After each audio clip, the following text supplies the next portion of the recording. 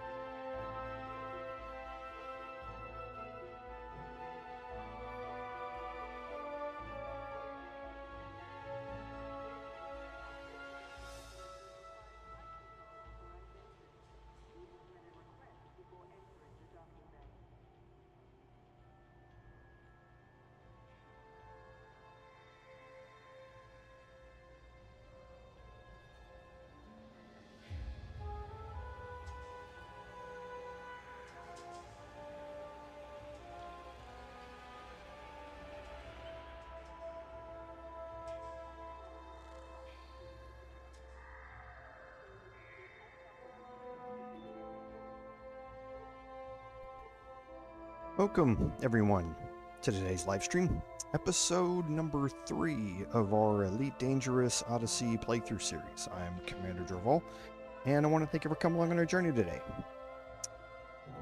So, admin notes. Oh boy, admin notes. Do we ever have admin notes this week? And hey, Dreadlock, welcome. Thank you for being here. Well, I'm glad you enjoyed it, so thank you very much for being here. I certainly do appreciate it. And NapsterJoe, like I said during the intro, thank you for any amount of time that you're able to spend here. As always, I appreciate all the support that you've given the channel. Thank you very, very much. So, admin notes. It's hard to even talk about where to start because of the admin notes. The big thing in the game this week was the Tuesday launch of Operations. Operations has been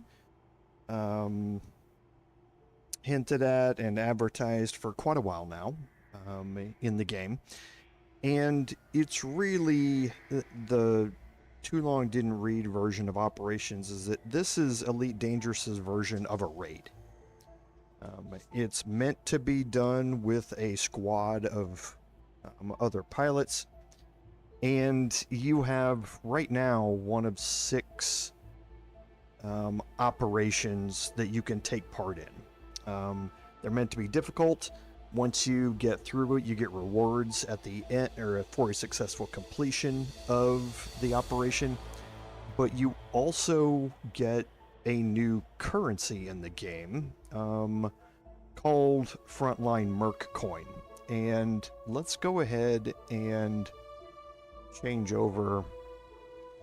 And we're not going to go through all of this, but this is from the Elite Dangerous forums in the news and bulletin section where they release notes about all the patches and updates. And this is about operations. So the 6 initial operations here: Tactical Takedown, Firestorm Rescue, Reclamation Point, Biohazard Takedown, Rapid Response, and Terminal Prosecution. And you can read these on the forums yourself, so I'm not going to spend a whole lot of time on them. But basically 6 completely different kind of gameplay loops here that are, again, meant to be higher difficulty, emphasis on cooperation between the squad going in to earn some rewards. And those rewards, like I say, is in Merc Coin, as well as other rewards that you get. Materials and credits and that sort of stuff for completing it. The Merc Coin can now be used to purchase the following Merc gear. And some of these are actually really nice. It's basically a collection of blueprints, which we haven't talked about yet in the game. And that is part of engineering. I mentioned that briefly. Right now, we're familiar with the different tiers, A through E, of a module. Once you've maxed out, so to speak, the tier that you want, or you've gotten to the tier that you want by purchasing that module, you can then engineer it. And engineering applies one of various different effects to that module to increase its performance. So you're going to get a couple of new blueprints in the game that can be applied. The fuel scoop right now isn't able to be engineered in the game, but here it looks like you're going to be able to apply an enhancement to how fast it scoops the fuel, but the increased power draw is the negative. It's the offset for it. Thermal plasma conversion seems like it's a blueprint that would apply to beam, pulse, or burst lasers, where as you take damage, it refills your weapon capacitor to be able to use those weapons longer without draining your weapon capacitor. I haven't looked at it yet to see what they are. There are some weapons that you can get here that do some really interesting effects. They have a positive effect for some downsides that go along with them. You're going to get access to some pre-engineered core modules. We looked at the the core modules in outfitting. You're going to get a support-focused power distributor. So this is increased engine and systems capacity and charge rate at the cost of reduced weapons capacity charge rate. Right now, you have engine-focused, weapon-focused, or system-focused, which focus on one thing or the other, and you have an experimental effect, cluster capacitors or supercapacitors that will help your recharge rate of all of them overall. This seems to give you an increase to engines and systems at the cost of weapons. That could be really good for your exploration ships and that sort of stuff, where you're concentrating on those two things and you're not really using weapons that much. And then a balanced power distributor, which again looks like it reduces power by increasing mass and reducing integrity. So it gives you a charge increase and a distributor rate increase. And then some of the most exciting ones are things that you don't really have access to right now. The extended cargo rack. This is something that was gifted as part of a community goal not too long ago. It adds a percentage on top of your cargo rack maximum capacity. And then the long-range detailed surface scanner. We've had a version of this that it was started out given out as part of a Sirius. No, I don't mean Sirius as in Stern. I mean Sirius as in SIRIUS, the star. As part of a Sirius community goal to turn in exploration data, and it gave you increased probe radius. You can buy that right now. The Sirius V1 version of it, you can buy it for materials right now. I'll be interested to see how this one differs. And then a heavy-duty module reinforcement package. We're gonna probably learn a little bit more about that when we get into outfitting our combat ships and that sort of stuff. But that is operations. We're not going to be dealing with operations for a long time on this stream. This is more end game type stuff where you've got engineered suits and weapons to be able to go into it. It's not something for beginners to kind of just step into. Unless you're just getting completely carried by the rest of your squad. So it's not something we're going to be looking at anytime soon here on the stream. I'll be looking at it on my personal playthrough, on my personal account, but not right now on the stream. The next thing here is that they've told us there's going to be a network and balancing beta stage. Because of the increased on-foot requirements, for the operations, they're going to have to do some netcode and balancing changes to go along with that. It's been a rough week, I'll say that. And we'll talk about that here more in a little bit. The next big thing is the Nomad. Now, the Nomad, they've again been teasing for a while. It's a brand new SLV, or ship-launched vehicle. We have ship-launched fighters in the game, and we have SRVs, or surface reconnaissance vehicles, in the game. This would use a hangar bay to add a ship-launched vehicle, which is really meant for exploration. It's like a shuttlecraft, basically, that has a biological scanner on it to help with the whole exobiology grind. And that vessel bay is available on these types of ships, and there's a Mark II version of it, which is available on the bigger ships. And this is really for the Caspian Explorer, is what it was meant to. The Caspian has a dedicated slot in it that you can only put a hangar bay in, and everyone was like, why do I need a hangar bay on this ship? It's pointless. I'm not going to take a fighter out with me, so what's the point? Well, it was foreshadowing for the launch of the Nomad. So I'll be really anxious to kind of check this out later on in the stream. It's not something that we're going to be into right now. But for exobiology, it is going to be something to definitely look at. And then they did add some pre-built ships. Now the Nomad right now is locked in what they call an early access period. You can only purchase the Nomad through ARCs, which is the in-game credit system. You can earn ARCs up to 400 per week, but when you're looking at a cost of 16,520, you're looking at a lot of weeks to be able to get it done. Or you can spend real-world money to buy ARCs in a bundle and buy it.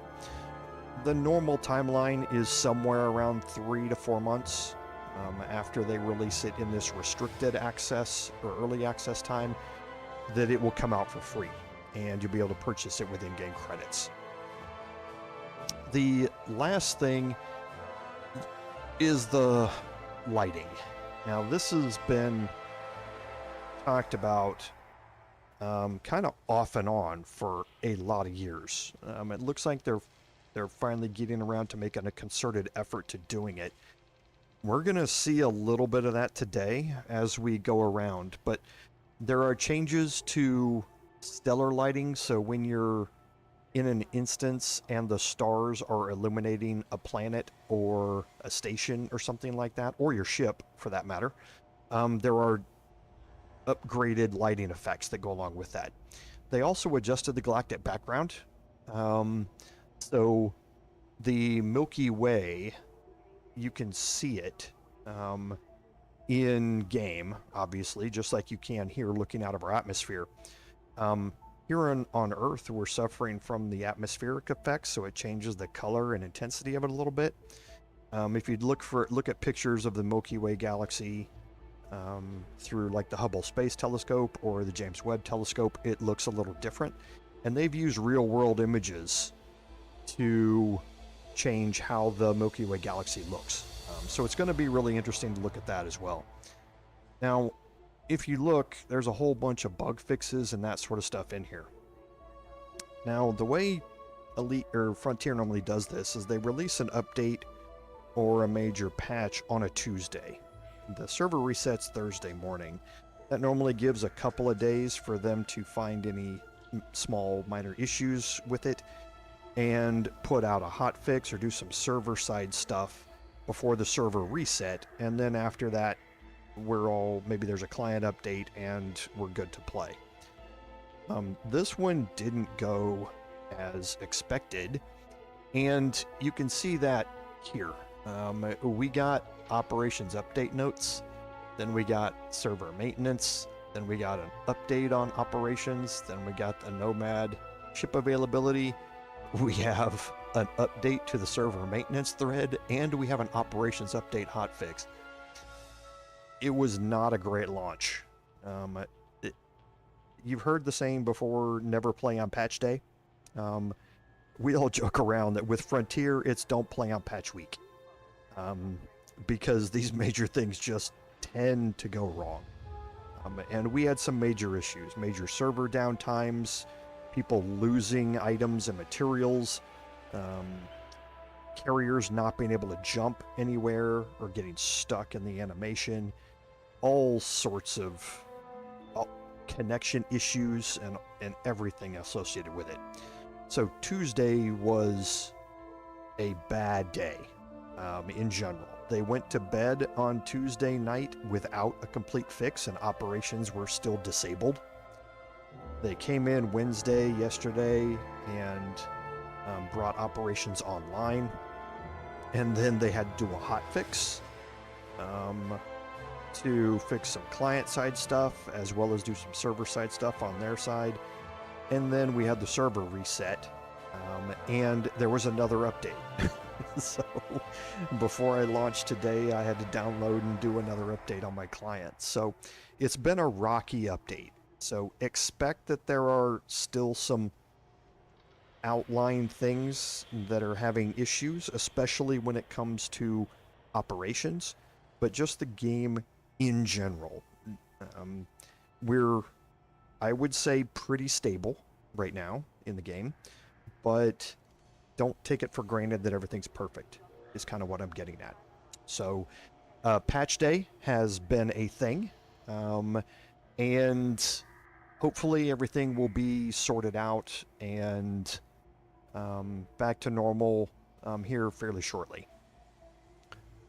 So, other admin notes. I got a couple of questions about my setup, what I'm using, because I did mention in the first episode about a HOTAS setup and investing in a cheap one. If you're just starting out in the game, it's going to make your experience so much better. But if you can't, then maybe play with controller to start, which is a little bit more intuitive than all of the massive keys on mouse and keyboard to be able to do different things. And I got a couple of comments asking me what my setup is. So let's take a second here and kind of answer those questions real quick before we get started. So here are a couple of pictures of my setup. Now, I have an office here at home. I have a 50-hour-a-week job that I have an office there. My office here at home is to catch up on stuff and to do additional work when I'm trying to meet deadlines and that sort of stuff. I have a pretty good work-life balance, so I do not want to be gaming, which is something I enjoy, out of my office upstairs. I have a PC and a laptop connection up there, or a docking station for my work laptop up there. It would be pretty hard to be able to add my gaming PC up there as well as all the other peripherals anyway, even if I wanted to do it, but I just don't want to mix the two things. So when I was thinking about changing over from console to PC, I wanted something that could be mobile. I have a really good gaming TV. It's a high refresh rate. It's 4K. It's 65 inches. And it works great for a flight sim type of setup being in front of me. And that's what I used to play on console. But when I was looking to add a mouse and keyboard and a HOTAS setup and all that sort of stuff, I had a HOTAS from the Xbox One that I played with forever, but I was looking for something a bit more robust because, to be honest, the Thrustmaster T1 or whatever it's called is just a plastic piece of junk. I went through like 3 of them, but they're cheap. You can buy 3 of them for the cost of 1 flight stick of what I'm about to talk about. It's something I played with, but I wanted to expand my setup a little bit, but I didn't want it to dominate my living room. I want to be able to play, and then I want to be able to move it out of the way and take my living room back. So I kind of came up with a mobile setup here. I found a monitor stand. It's got a bar in the back that you can mount your monitors in various different orientations on, and it's on a wheeled stand here. Now, this bottom plate did not come with it. I actually engineered this and had it fabricated in a metal shop. This is a 1/4-inch aluminum plate. It's got little slits in it, so these straps can go around the computer and down through it and hold this thing down, so when I'm wheeling this around, there's no chance my computer's going to fall off of this stand. And I had them drill and countersinks in places for some bolts in here, and then I drilled and tapped the bottom frame so I could bolt this plate in here to put the computer on it. Around back, there's a little bracket that attaches this vertical thing to hold a PC. This PC weighs like 45 pounds. There was no way that little dinky bracket was going to hold it, so I needed to come up with something new. So I just had something fabricated. And then the bracket on the back is what's holding my 1200 watt UPS. Everything plugs into that UPS, and then the UPS plugs into the wall. There's a receptacle back here on the corner. So what I have is I have 2 cords coming from behind the TV to this stand. One's the power cord for the UPS, and the other one is the Ethernet cable from my router, which is down here. I do not play wireless. I stream at 1080p, 60 FPS, so I need about 8 megabytes per second of upload, and I don't want to take any chances that I'm going to have a problem with Wi-Fi interference or something like that. So everything is wired for me here. So those two cords, when they come out, they kind of go around the back and they just kind of lay on the floor here while I'm using this. Everything else then connects from there to my chair. Now, this is a Secret Lab Omega. This was the version of the chair before the Titan and the Titan Evo came out for Secret Lab. I love this chair. It's a workhorse. I've been in it for 6 years or over 6 years now. Still looks great. The only thing I've had to do is replace one handrest. Everything else, or armrest cushion here, everything else has been great. So love the chair. It's got a lumbar pillow that it's sitting back here. I don't really use it much, and a neck rest. The other great thing about this, it can recline almost fully backwards. So if I'm getting real tired, I can just throw this thing all the way back and it doesn't fall over, and I can lean all the way back and just take a nap in my chair if I want. So it's great. I love it. The metal work here is by a company called Monstertech. It's a German company, but they have a US store. And this is extruded aluminum. These risers here and over here.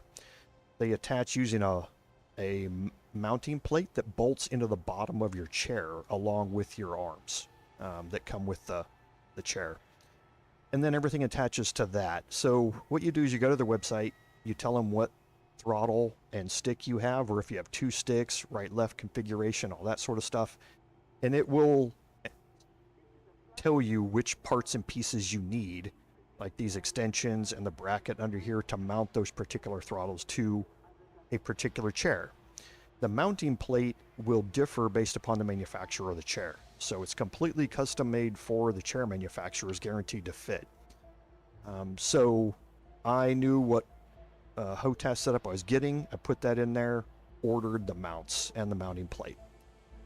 Then when Odyssey was coming out, I knew I was going to have to transition to mouse and keyboard, so I added a mouse platform over here. It's got a riser that connects to the riser for my flight stick. It's just a straight add-on that goes with it. And then I have this extension which goes out here, comes up, and then there are 2 swivels here. A bar that goes across and a plate here to put my keyboard on. This swivels out, so when you want to get out of the chair, you just swivel it out, get up, and then when you get back in it, you can pull it back in front of you. So it works really, really well. And again, that's on Monstertech's website. I have 2 of these little brackets. They're called MFD brackets for multifunction displays. You can mount things like your actual multifunction displays for DCS and that sort of stuff to these. You can also mount a Steam Deck or something like that to them. And I've got one here where my phone normally sits and one here where my iPad sits. It just gives me more screen real estate to be able to check on things. Then I have a metal bracket here, again from Monstertech, that holds my headset when it's not in use. And then of course you have to have a cup holder. Again, all of those accessories are from Monstertech. Now, it comes with these cable management clips.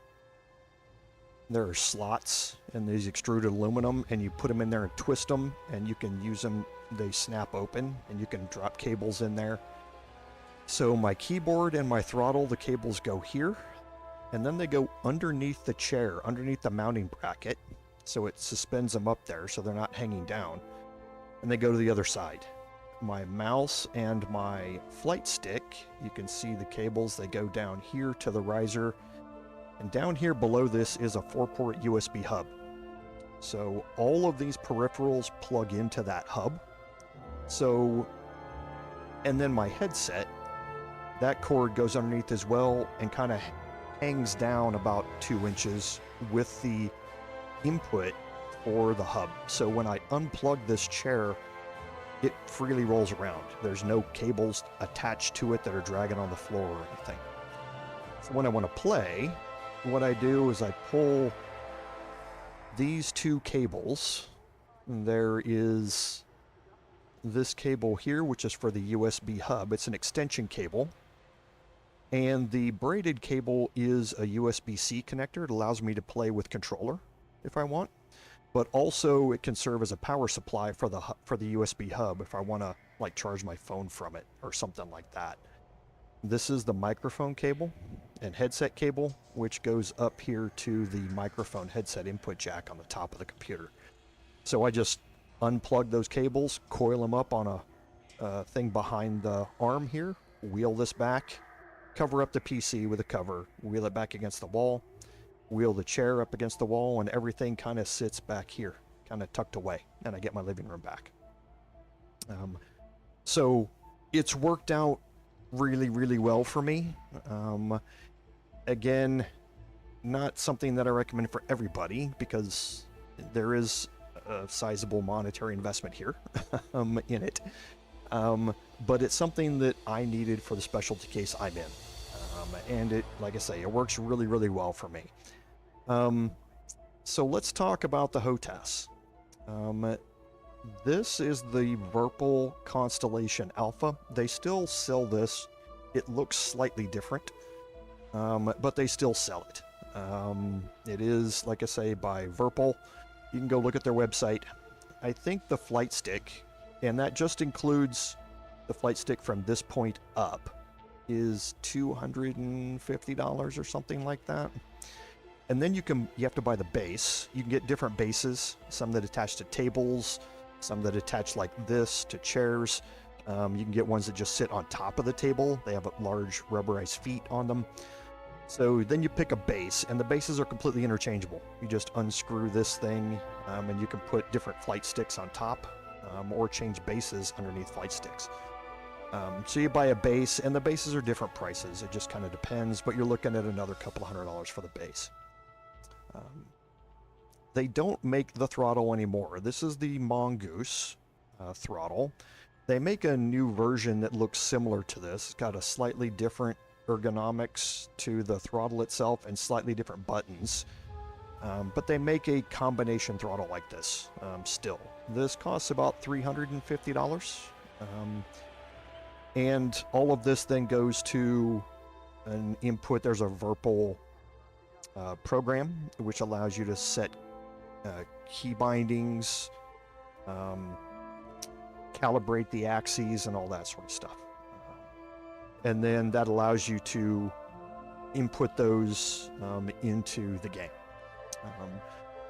The only other thing that I do is I fabricated a 1/4-inch piece of ABS plastic here. My cats love to jump up here on top of my computer because of the radiator. It's warm. I shoo them off, but when they do get up here, a lot of times they would step on the power button up here. So I kind of put a little protector over it. Their little paws don't get down in there to touch it now. Because, yeah, I got knocked out of a stream 2 or 3 times before I actually made that. So you can see play on the main monitor here. I have a secondary monitor. This is what you're looking at right now, which I can display whatever I want over here. And then I have my streaming monitor. It has OBS, chat, and a dashboard about the health of the stream, number of viewers, all that sort of stuff that's going on. So this is my stream control monitor. This is my ancillary information monitor and my main play area here. So hope that gives you all the information you need kind of what my setup is. Like I say, I did have a couple people ask, so figured I'd spend a little bit of time going through it. So I think that's it on the admin notes. Those were a little bit extended today because of walking through the setup. So on our recap, last week we had talked a little bit about Powerplay. We had bought our new ship. We had outfitted it in some basic ways last time. And I kind of gave you a hint about what I was going to be doing over the break in between live streams, off stream. So let's kind of jump in and we'll look at a couple of in-game things that we want to deal with. I'm going to start in solo play here, and that's because of my location.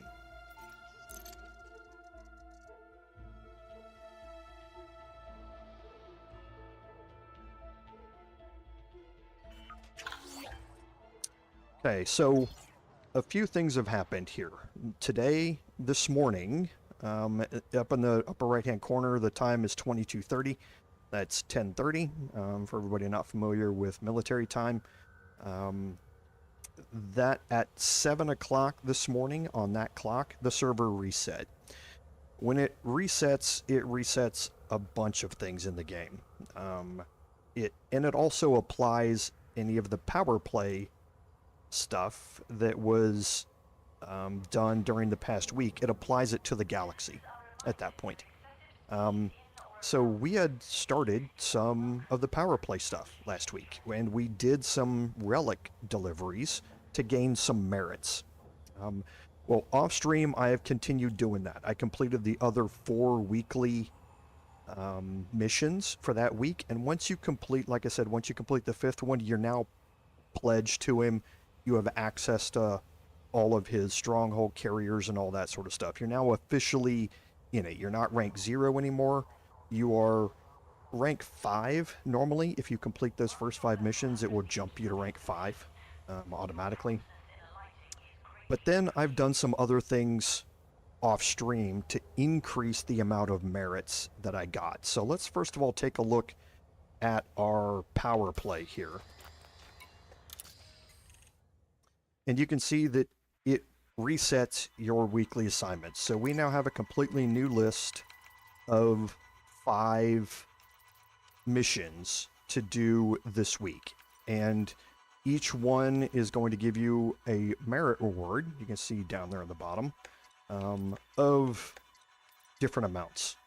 So this is a quick way to get a lot of merits in a week. It's not the quickest way to earn merits, but you certainly can do them. And one thing that I will tell you about these merits is the leaderboard. I didn't show you this last week, but just completing these assignments, which is going to get you, this is 2,044, 6,000, or 8,000, 12,400. So this is going to be 18,000 merits. Just completing this is going to get you into the top 25% on the leaderboard. Now, if you look over here on the right, the top 25% means you're going to get a 10 million credit bonus at the end of the week, if you're still there. Okay. Now, I ground out probably another 2.5 to 3 hours worth of merit stuff and got into the top 10% last week, and that got me a 50 million credit reward. Now, if I go back to my mail here, so here is my reward. Okay, so sure enough, I was ranked 41st out of all of the agents that were pledged to Rudi-Mzz this week. And that earned me 50 million credits. Okay. So you can spend a couple of extra hours and possibly get into that top 10% and earn a large credit reward every week. And you don't have to do the weekly missions to earn merits to get you on that leaderboard. I'm just telling you that's a way to get 18,000 of them. And that 18,000 is good enough to get you 10 million credits a week because you're going to be in the top 25%. And it told me that there are now new assignments for me to do. Now, what did I do last week? And this is what I did was merit running. And that's based upon rare goods. I didn't do merit mining or combat merits or anything like that. This is merit running, which is basically cargo runs. So I mentioned Nguri before. This is one of the most dangerous systems in the game. And the reason is because there's a very valuable item here at Chernofsky City. If we go in here and we go to commodities, Soontil relics are here. Now, why are these so valuable? Well, you can see there's a star beside it. These are a rare commodity. Rare commodities are only sold at certain stations and only in smaller-ish quantities. The Soontil relics have the largest available quantity of any of the rare goods. That means that the more of them that you're able to sell on a particular run back and forth, that means more credits, which means more merits. So Soontil relics are the go-to merit running rare good to be able to quickly up your merits. So I'm going to buy all 105 of these. I added an additional cargo rack to be able to carry 112 tons of cargo just to get this 105 here. And now that we bought them, what do we do with them? Okay, well, that's an interesting question. Rare goods, and I'm just going to go to the realistic map here. Rare goods have two more special, or I'd say three special qualities that go along with them. One, that 105 material that I just bought is going to refresh in 20 minutes. It will be 105 for anybody who comes into the station and buys them, and that starts your own timer, and after 20 minutes in your particular game, it will reset. You don't have to worry about somebody else buying them all up like you do with other commodities. These things are always going to refresh every 20 minutes for you.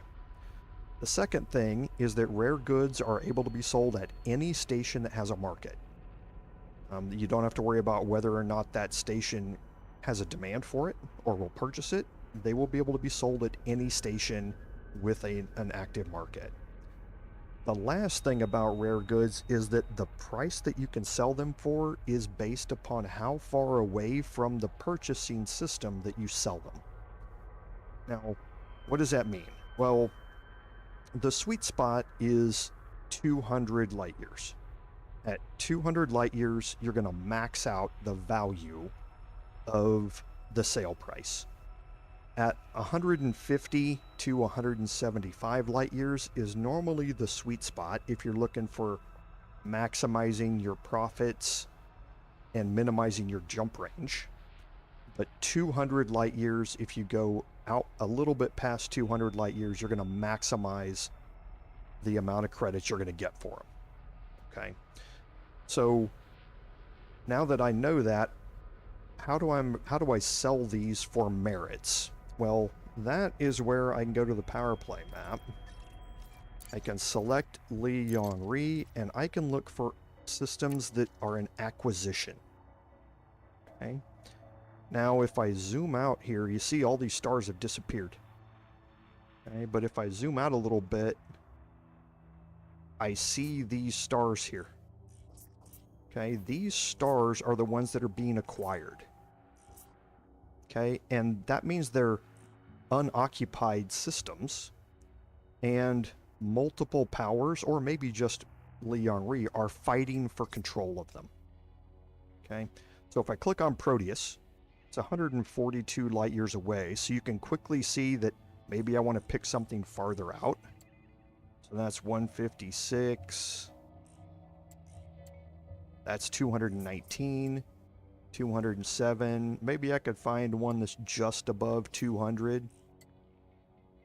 Okay. Something like this. There you go. I'm just going to pick, for instance, this one. So Rudi-Mzz and Aileen Duval are fighting for control of it. And you can go down to local activities. And one of them is sell rare goods. So if you sell these at a station inside this system, then you're going to get merits for it. Any of these particular activities that you do, you're going inside that system, you're going to be getting merits for. Okay. So since we're dealing in rare goods, we want to find a system that's that 150 to 200 light years out. I just went for maximum credits, which means I'm picking something just over 200 light years that's in acquisition, and I found a system and I bookmarked it. Okay, and that system is right here. So I'm at 197.64 light years. The difference between 197 light years and 200 light years is like 21 credits, I think. So it's not worth it for me to go further out just for that additional 21 credits per ton that I'm going to get here. And I went on Inara and I looked up this system here. So if I go to Inara and I look up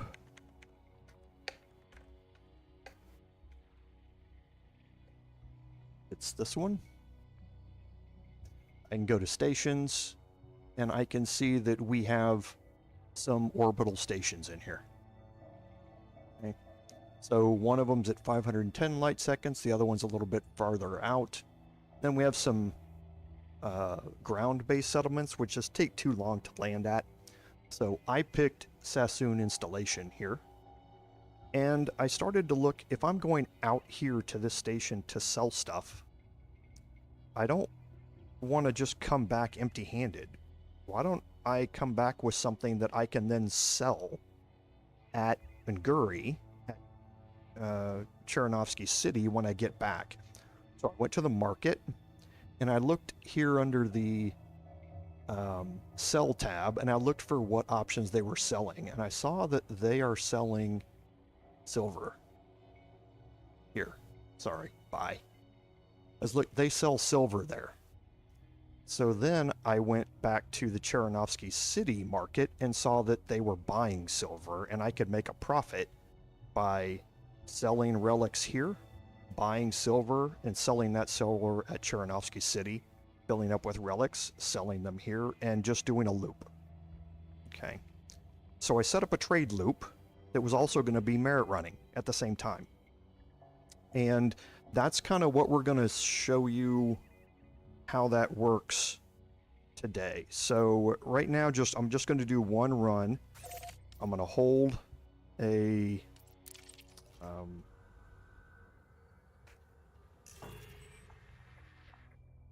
going to hold it, and you can see that my fuel doesn't make it all the way out there, but I'm not too worried about that.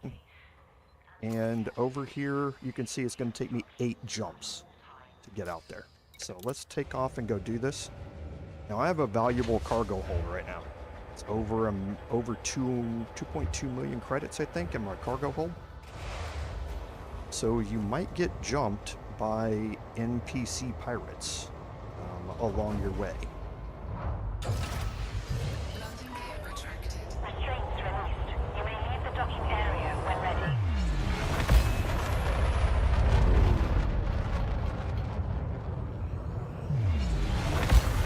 So let's get out here and we'll get our frameshift drive working.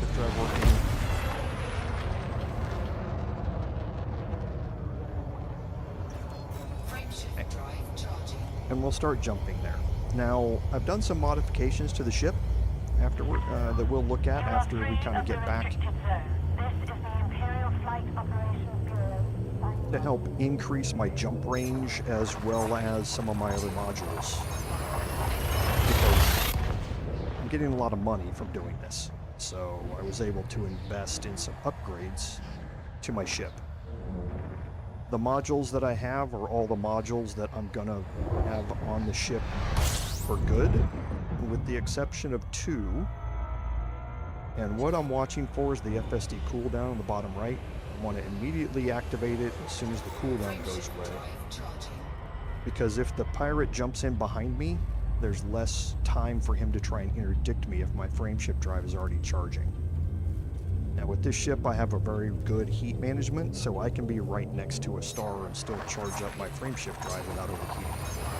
That may not be the case with one of your ships, and you may want to offset out and around the star a little more to keep your speed up. But I don't have to worry about that, so I'm gonna stay close to the star. I'm gonna scoop, and as soon as the star comes in view, I'm gonna start charging. You can see my heat, 75, 77. Sometimes it will go up above 80s in the mid 80s, but it never really gets hot enough to damage my ship. And that might be an enemy that popped in behind me. You can see him on the sensor globe down there. Yep, there he is, Geron Farrell. So he's going to be hunting me now. And it's my job to stay away from him as best I can.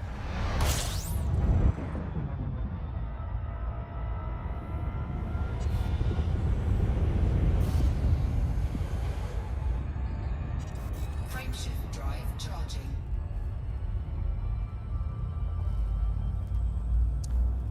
So the modules that I don't have at the same slot that I'm going to be keeping for the rest of this build on the ship are, one, the frameshift drive.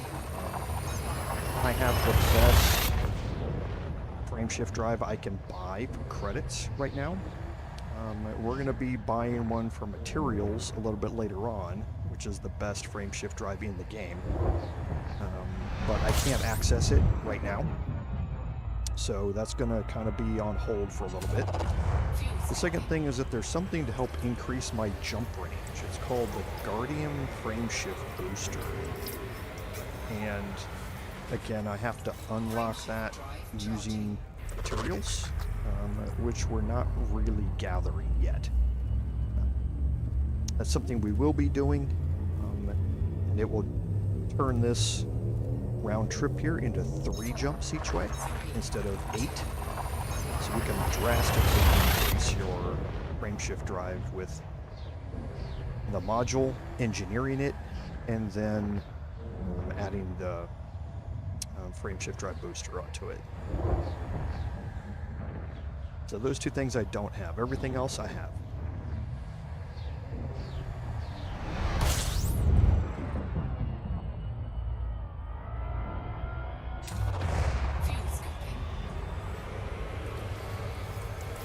So this is where I'm going to get the hottest, is going around this star here.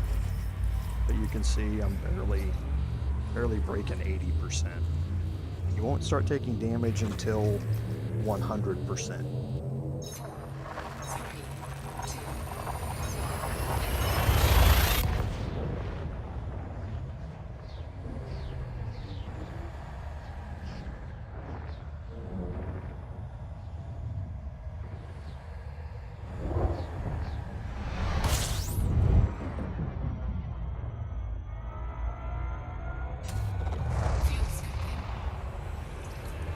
And the reason I wasn't worried about my fuel not making is because I'm going to be getting enough while I'm scooping here around these stars to be able to make up the extra fuel I need to make it to my destination without having to stop.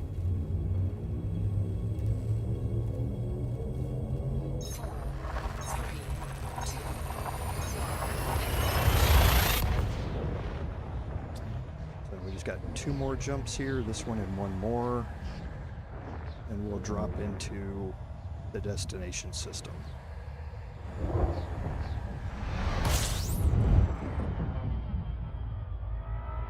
And again, I'm watching the bearing indicator to know where the destination is.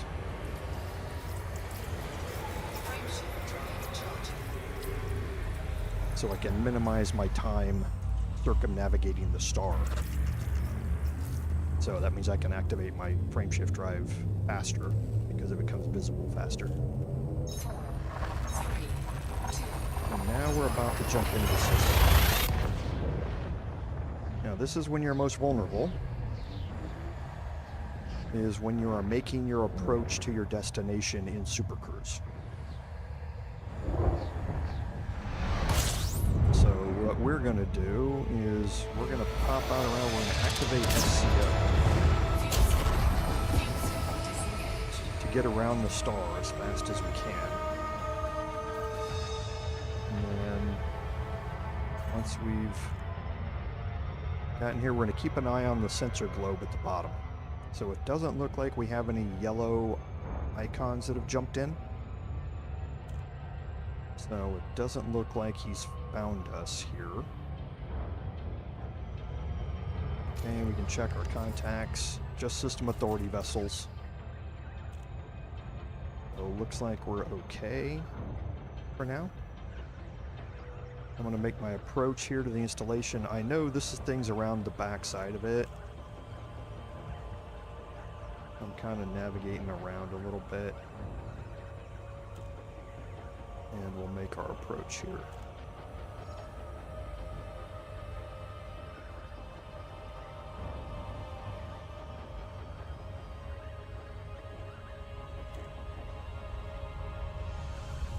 Okay, and again, what you really want to minimize your approach time, so watch that speed in the bottom left. And when it goes blue, immediately go full throttle. That's going to cut anywhere between 5 to 10 seconds off your approach time. Just be ready to activate or to pop out of. So now I'm going full throttle. And watch the distance. Just be ready to pop out. You want to boost because you want to get into their no fire zone as quickly as possible. And then I activated night vision so I could see it better. Once you're in their no fire zone, you're safe. They may jump in behind you, but they can't attack you. Well, they won't attack you. I'll say that. They don't want to get their ship killed. System and station defenses.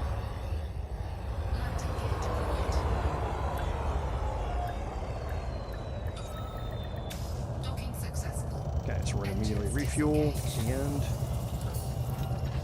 the first time you're doing this, I always recommend you go into your cell screen and just sell one. You should see a pop-up in the bottom right. Tells you how many merits you're going to get. So now I'm going to sell all the rest of them. And okay, there it is. So I got 6,157 merits for that, and I got a bonus of 3,600 merits. Why did I get those merits? Well, again, if we look at our power play, one of our weekly assignments is going to be sell rare goods and acquisition systems. Okay, so I got a 5,600 merit reward on top of the rewards I got for actually selling the merit or the rare goods. So that one transaction there earned me almost 12,000 merits. Just by doing that one thing that's going to take you 10 minutes. It's about a 20-minute round trip. So doing that is a great way to get yourself on the leaderboard, because look where I'm at. So that's now 10 million credits of, in addition to the credits I got for selling those rare goods. That just puts me right up there into that standing. So this is merit running. This is the go-to way to do it. Make sure you've got at least 105 tons worth of cargo space. Drop in here, make a few of these runs. You'll make a lot of credits. You'll earn a lot of merits, and put you on the leaderboard to be able to get more at the end of the week. Now, there was something else that you saw. I got a mini care package. Okay, now I'm not going to have... Oh, I do have a power contact here. When you get rewards, and I'll show you those real quick. So here under loyalty, you can see that we're rank 15. We've collected 9,816 merits this cycle. I've got 96,000 merits total. And on the right, you can see what my current bonuses are with Rudi-Mzz. So right now I'm getting a plus 30% exploration data cells. That's why we pledged to him, was because we're going to start Road to Riches today. And that gives me 30% more credits for selling exploration data in Rudi-Mzz controlled systems. Okay, but every once in a while you're going to get these. And like at level 14, that's when it upped to 30% exploration data sales. At these unmarked ranks, you're going to get mini care packages. At the ones with a star, you're going to get a perk. So like at rank 11, I got minus 33% rebuy cost. And then eventually, you will get to a rank where you start getting modules. So at rank 34, I'm going to unlock the Packhound missile rack. The only module in the game which actually attacks your opponent's GPU. The Packhound missile, when it first came out, and still today, is a frame rate killer because of what it does and how it operates. So we always joke that this is the only module in the game that can physically attack your opponent in real life by blowing up their graphics card. But yeah, this is where you start unlocking the various modules in the game. The Enforcer Cannon, etc., etc., etc. Okay? But this is kind of how you monitor what you're going to get. Now, what are these mini care packages? Okay, well, for those, you have to go to your power contact in a system. And here are where your care packages are listed. Now, I haven't opened any of these up. These are all care packages that I've gotten while I've leveled up over the past week and today. So we can collect these and see what's in them. Okay, so if we collect this one, we're going to get 250,000 credits. The rest of these things are engineering materials. Now, there are a bunch of different types of materials. There is two main groups. There are ship-based and on-foot-based materials. The ship-based materials come in different flavors and different groups, so to speak, of materials that you can collect a certain amount of, and you max out your inventory on them. The on-foot materials, again, come in different flavors, and those you don't have a maximum of any particular item you can get. You can hold a maximum of any of a particular group of items. So this is going to start getting us engineering materials for both on-ship and on-foot engineering. So Powerplay is a great way to start gathering some of those materials. So we're going to collect all of these. Now, what happens if you're full up on a material? Well, if you're full of a material and it can't put it in your inventory, it's going to pay you the value of those materials in credits. So you won't lose out on anything. You're going to be getting something even if you can't hold that material. So we're going to just go through and see you're at full capacity for at least one item in the care package. So we'll go through and keep collecting these, and if you see that material again, you'll see that it's going to give us credits for it.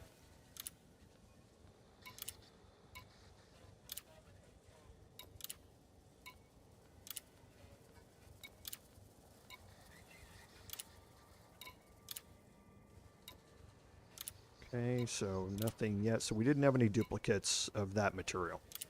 Okay. So you go into your power contact to collect your care packages. And then over here on the right, if you go to inventory, these are your ship-based materials. Okay. You have materials, you have encoded materials, and two different groups. You can see the icon. These are mechanical components. Here, this got this little robot arm looking thing. These are minerals that you collect. Okay, so you have a mix of two different types here. And you can see you have a maximum amount you can hold. This is data. And again, data is all by itself in this list. Over here to the right, you see a grade. We're going to talk more about that later on, but the ones that have grade 5 like this, that's the icon for 5, are the ones that we want to be looking for. For minerals, they max out at grade 4. But for other things like exquisite focus crystals, those grade 5 ones are the things that are really important. And we'll see when we start getting into the engineering grind. Now in storage here, you have goods, assets, and data. Okay, now assets come in a couple of different types. Inside here, just like there was minerals and manufactured materials, there is tech and circuit stuff here inside these assets, and then there's a whole separate one for data. And this is for engineering your suits and weapons. So Powerplay is good to get you started down that road. Okay, so good for multiple things. And like I said on the way back, we're now going to buy silver. We're going to max out our cargo hold. Cargo hold at maximum capacity. We're going to launch, and while the launch animation's happening, I'm going to head back to Guri.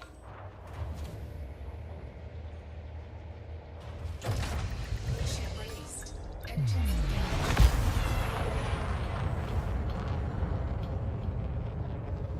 Okay, and again, it should be 8 jumps to get back. It might be 7, depending upon the route you've chosen. The number of jumps is highly dependent upon where the stars fall in your route compared to your jump range. In this one, I'm pretty sure it's 8. Yeah, instantly. Now, we have a cargo hold full of, again, valuable materials. So we may have NPC pirates that are looking to interdict us.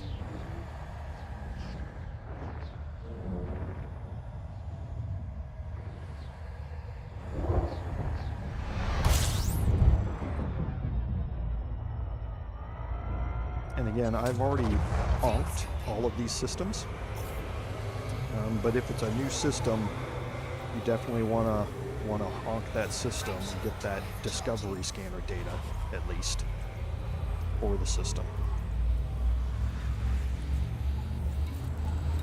And we got a power bank increase that gave us our exploration data sales. So that's what that email was. And the next one I think is for the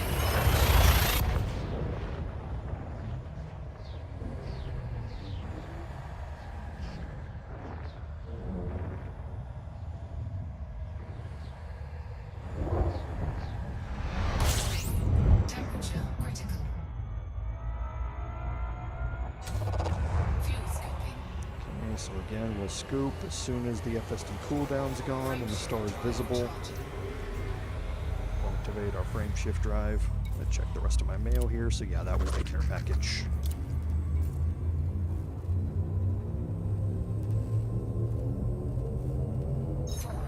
And around the next star, I'll demonstrate one of the limitations. Oh, there's just in case. Nice play on words there. He's going to be looking for me. So if your destination is behind a star, not this one.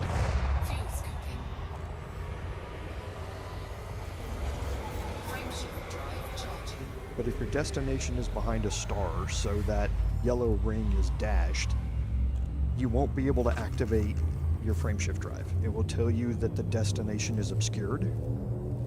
So you have to wait until it's visible. So if you've got somebody tracking you, you may want to take your stars a little bit wider to get that star visible faster. And I'll kind of show you that when I get into one of these. You'll see it's hidden up there, so I'm going around the bottom. So my FSD's cooled down now, but I can't activate it. But now I can. So that's why you see me moving around the star. I'll watch and see where the exit point is, and the quickest way to make it visible on the screen if I'm hauling cargo or something like that. It's not just the leisurely jumping between stars I would normally do. I'm trying to minimize that time spent in any system. So here I know the stars over here on this side. So now it's visible before the FSD cooldown's done, and I can exit it. That's the point. So just little tips and tricks for new players to help maximize your safety and things like that in the game while you're doing these sort of things.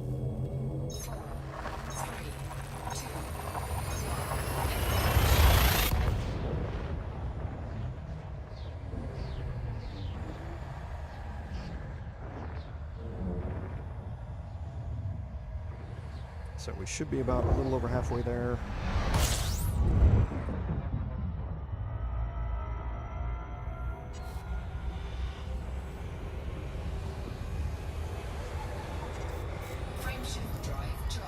Yeah, 2 jumps left.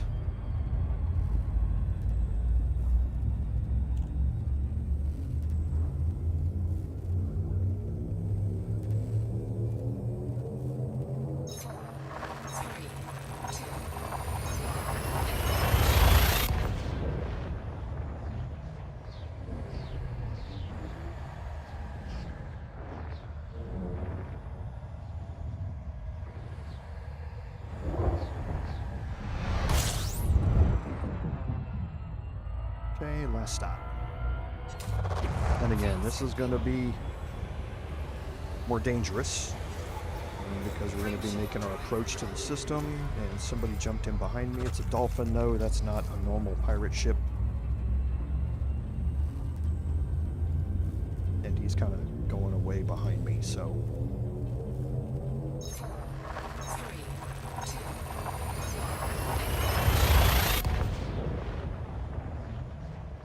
So here we go, and I'll show you some tricks to stay away from pirates a little bit here. Pirates tend to jump into the system behind you. So if you get away from the star really fast, they can't tend to keep up with you. So if you have an SCO drive, activate it.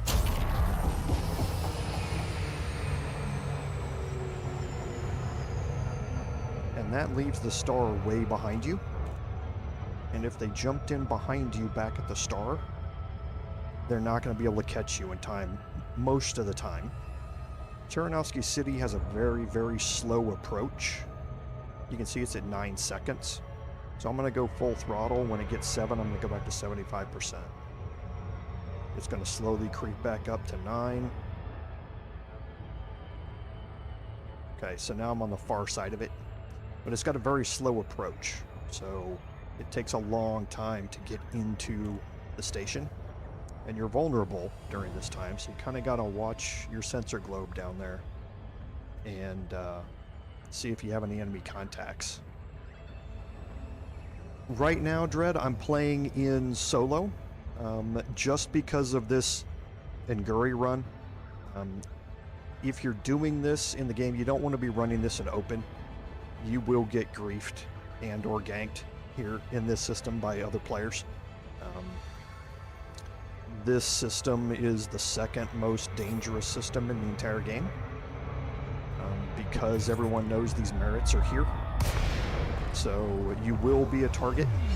So if you want to avoid that, if you're trying to do some farming like this, I would suggest doing this farming run in solo.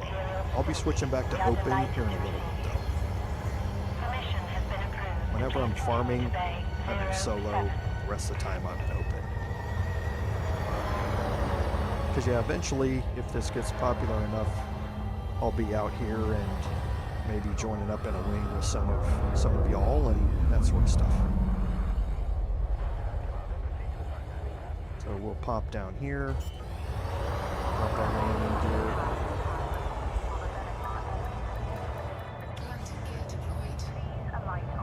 Refuel, and we will sell our silver. Landing successful. Disembark when ready.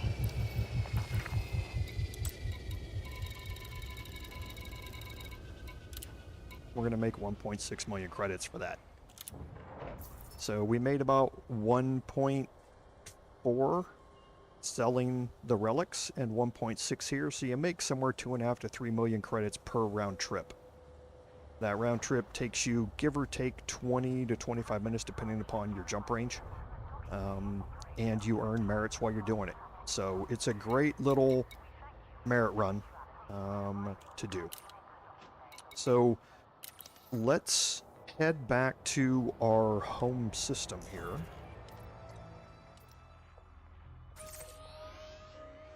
Okay. And this is 6 jumps away. So we'll head back there.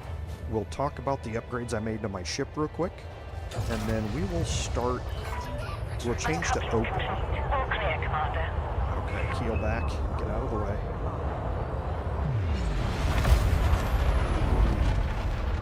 We'll change to open, and we will start the road to riches.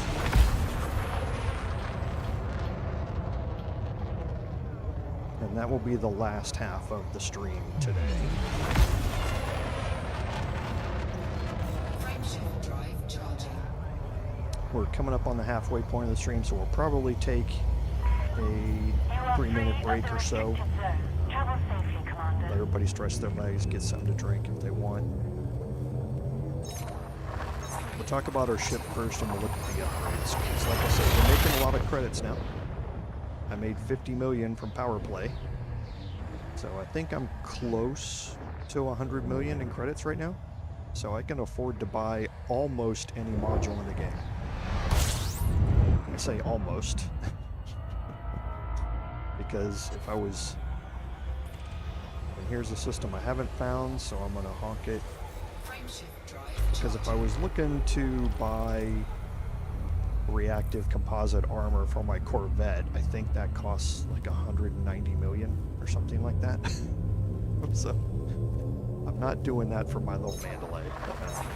But almost every module in the game I could buy with the 100 million credits I have.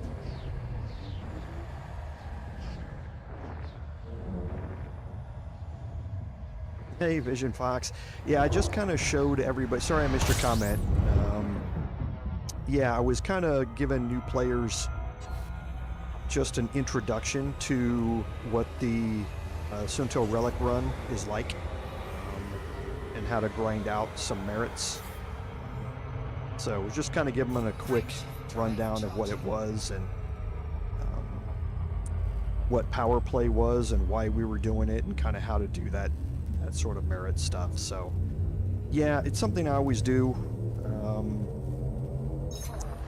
Now that in my personal playthrough I'm pledged to the guy who gives you the 30% exobiology credit, because I'm going through the exobiology grind. But here, since we're going to do the road to riches, I pledged to Lee Young so that I can get the exploration bonus, credit bonus. So yeah, just kind of giving people an update on kind of how that grind works. Frameshift drive charging.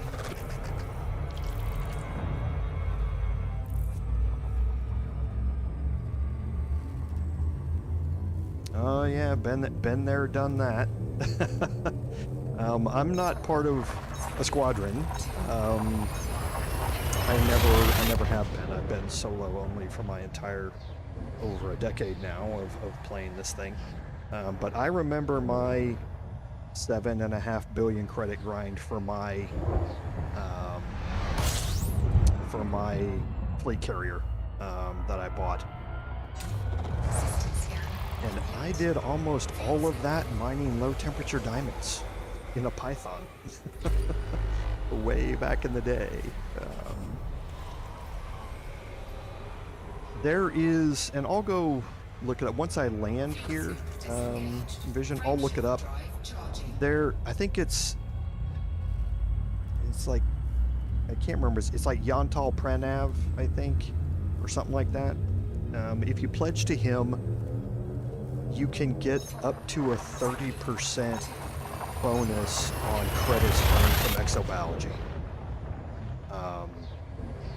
and he's the only power that offers a bonus to exobiology. And since I'm going through that grind, I'm ranking up my main account with him. But like I say, I'll look at it here in just a second when I land.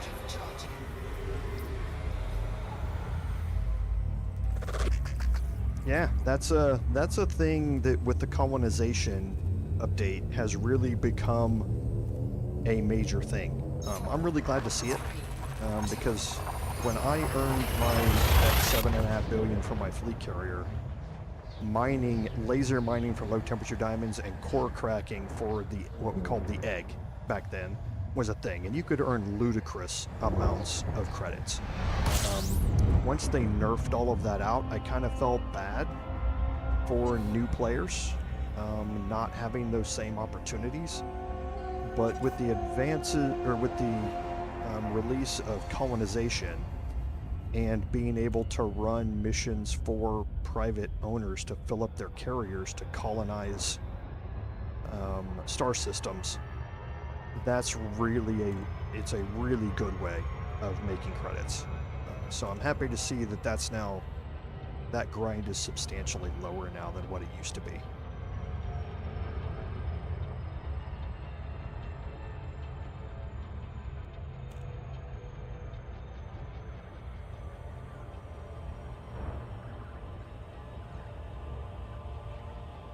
Because yeah, we could, back in the day, if you were really good at core mining the egg for low temperature diamonds, you could earn about 300,000 credits per hour, and that could go up to 500,000 credits per hour if you found a system that was in expansion or in boom, that was close enough to drop your diamonds off at. So it was ludicrous how fast you could get credits to be able to afford a fleet carrier back in those days.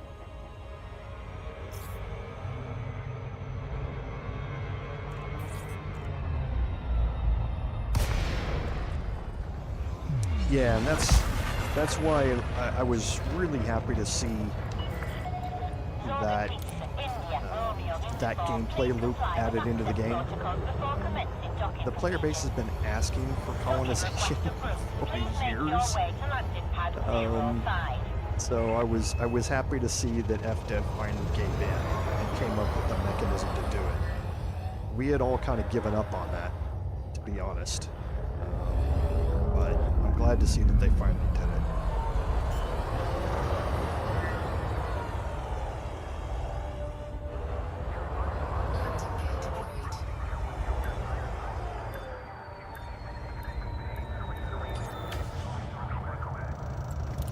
Okay, so here we are back at our home port, so let's take a look at the upgrades that we made to our ship off stream. Yeah, I understand why they did it. Yeah, just like you're saying. We all understand why they did it. But yeah, it makes that grind to really expand the bubble in a meaningful way really tedious. So, but yeah, we all know why they did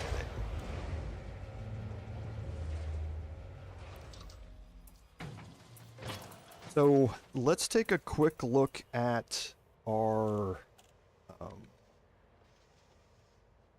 sorry, I'm just looking at something here real quick in our,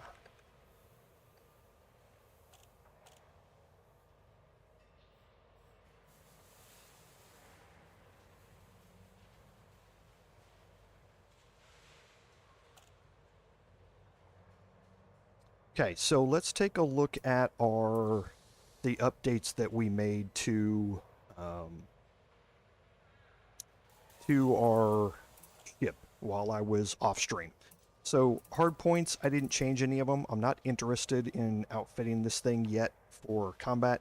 I will add a couple of long-range thermal vent beam lasers to this. I will add a couple of dummy rocket launchers, just dumbfire rocket launchers to it.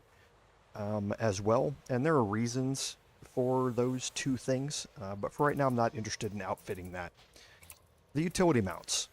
So we added the frame shift wake scanner last week because sometimes you're going to get a weekly mission for Powerplay to scan ships or wakes. This is a way to do that. You can also gain engineering materials from scanning wakes. So there's a special gameplay loop to do that efficiently, which we'll talk about. A heat sink launcher is always good. A heat sink, if you're starting to overheat, it allows you to vent that heat off. So if you do get trapped or you get knocked out of hyperspace next to a neutron star or a white dwarf and you start to overheat, this might give you enough opportunity to get back into supercruise before you overheat and get destroyed. And then on top of my ship, it's important that these go on top of your ship. I have 2-point defense turrets. The reason for those is when we start getting into the Guardian module grind, you're going to be landing at Guardian sites, and one of the sentinels that's on that site will shoot missiles at you. Your ship, if it's positioned close enough, can shoot those missiles out of the air so that they don't hit your SRV. And that's a huge bonus, but you need to have them on the top of your ship so that they can see those missiles go up in the air and have time to target them. For my optional internal, I added in a cargo rack here. This is the normal spot I'm going to have for a 6E cargo rack. The cargo rack here is not going to be there normally. This is going to be where my Guardian frameshift booster goes. I don't have that module unlocked, so right now I have an extra cargo rack to boost the cargo capacity for the relics. The fuel scoop is a 4B right now. The reason for that is because if you look down on the bottom at my power, down here, you can see I'm almost at the limit of my deployed power. If I put a 4A fuel scoop in there, it overloads me. And then if I deploy my hard points, it's going to shut down some modules, and I just don't want to have to deal with that yet. Once I engineer my power plant, then this fuel scoop will be a 4A. This 4E cargo rack is going to be a 4E cargo rack, or it's going to be a 4D cargo rack, but it's going to be the corrosion resistant version. There are certain items in this game that have to do with the Thargoids, which are an alien race that the humans just had a conflict with, that will cause acid damage to your ship. Having a corrosion-resistant cargo rack will prevent that from happening, but you have to unlock that module, and just like the Guardian frameshift booster, I don't have that yet. The 3A shield generator will turn into a 3A prismatic eventually, but for right now, that's good enough. Collector limpets, we haven't looked at those yet, but this is going to be something to make the engineering material collection grind a lot easier. So you definitely want to have one of these on your bubble bus / everyday driver. You need to have a vehicle hangar. This allows you to put an SRV in it, and I'll show you the SRV here in a second. The detailed surface scanner we bought last time, we need that for Road to Riches.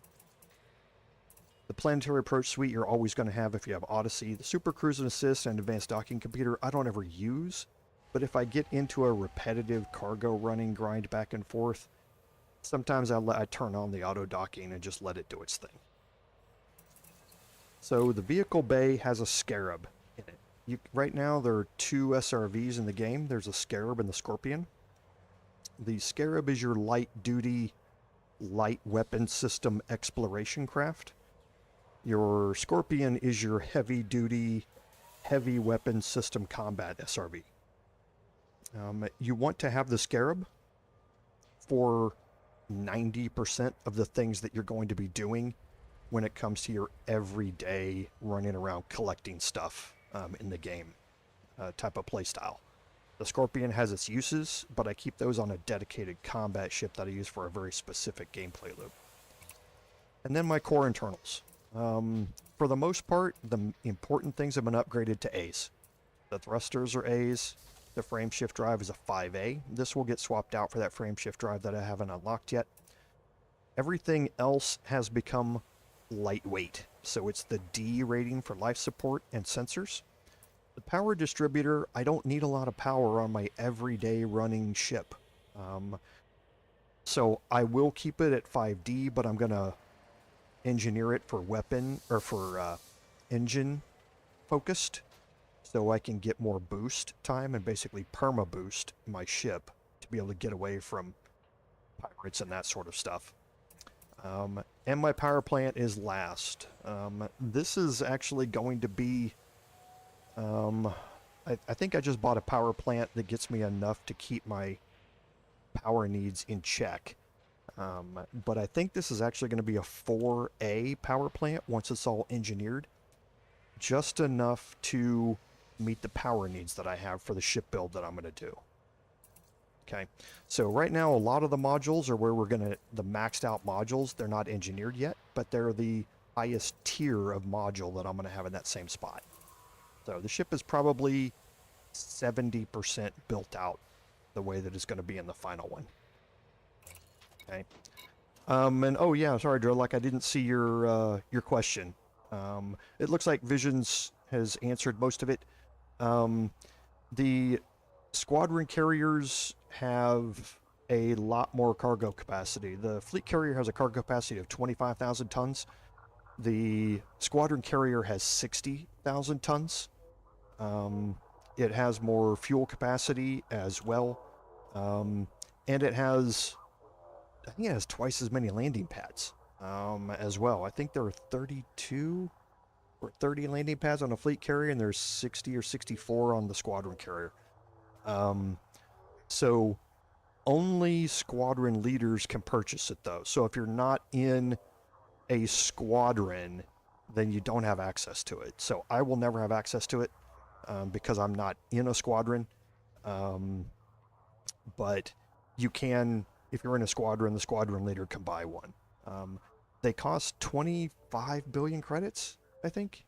I think that's what it is. And it has a similar weekly upkeep to mine. My upkeep with all the stuff enabled, I think is 23 million credits a week to maintain my fleet carrier. But yeah, it's just a different version that has different real capabilities. It was really meant to help with colonization and that sort of stuff.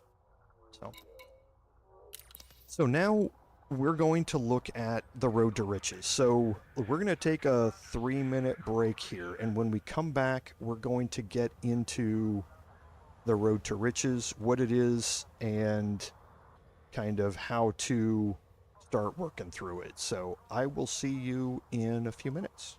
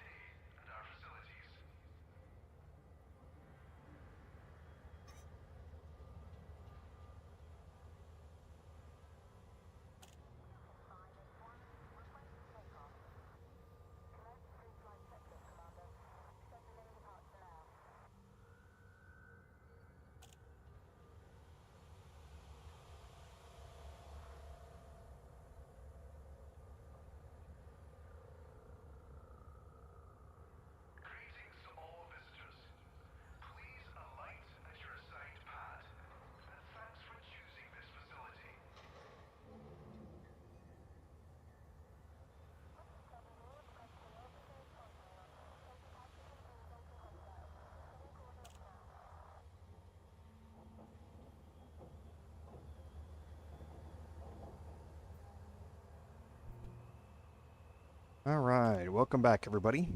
Hope you all got a nice little break in there.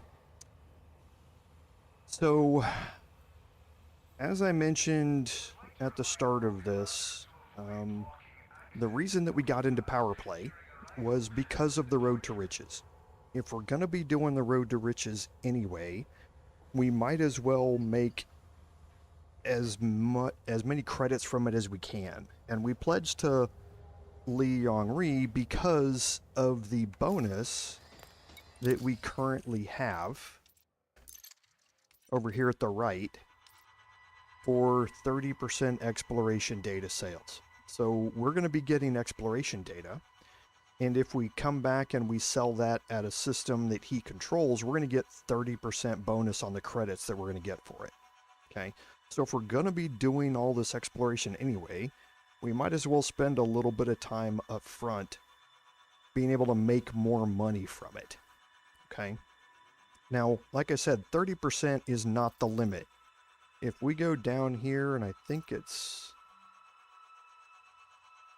somewhere around in here. Yeah, rank 86, you're going to max out at 100% exploration data sales.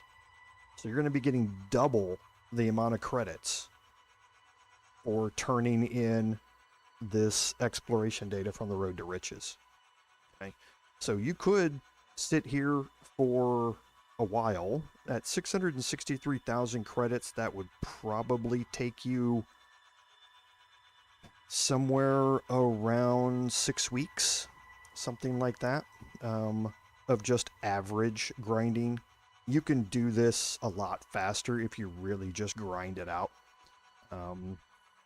But I have a job. I have things that I do some nights during the week, so I don't spend my entire time playing this game. But you could probably spend a 6 weeks or so, get up here, and then do Road to Riches, and get double the amount of credits that we're gonna get here in a second. But let's change over to our other monitor here, and we'll look at the Road to Riches. So I kind of briefly talked about what this is last week. So there's the website. Spanch has some really good route planners in it that we talked about, but you want to be clicking on the Road to Riches. We're going to be starting from our source system, OU Geminorum. We're not going to put a destination system in because we're going to do a loop. Okay, the range of my ship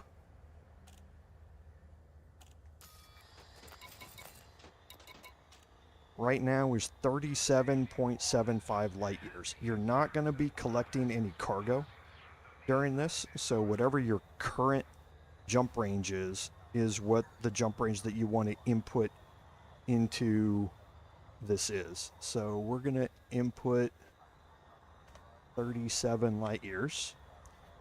Now the radius. If you're doing a loop, you want this to be somewhere in the 250 light year range.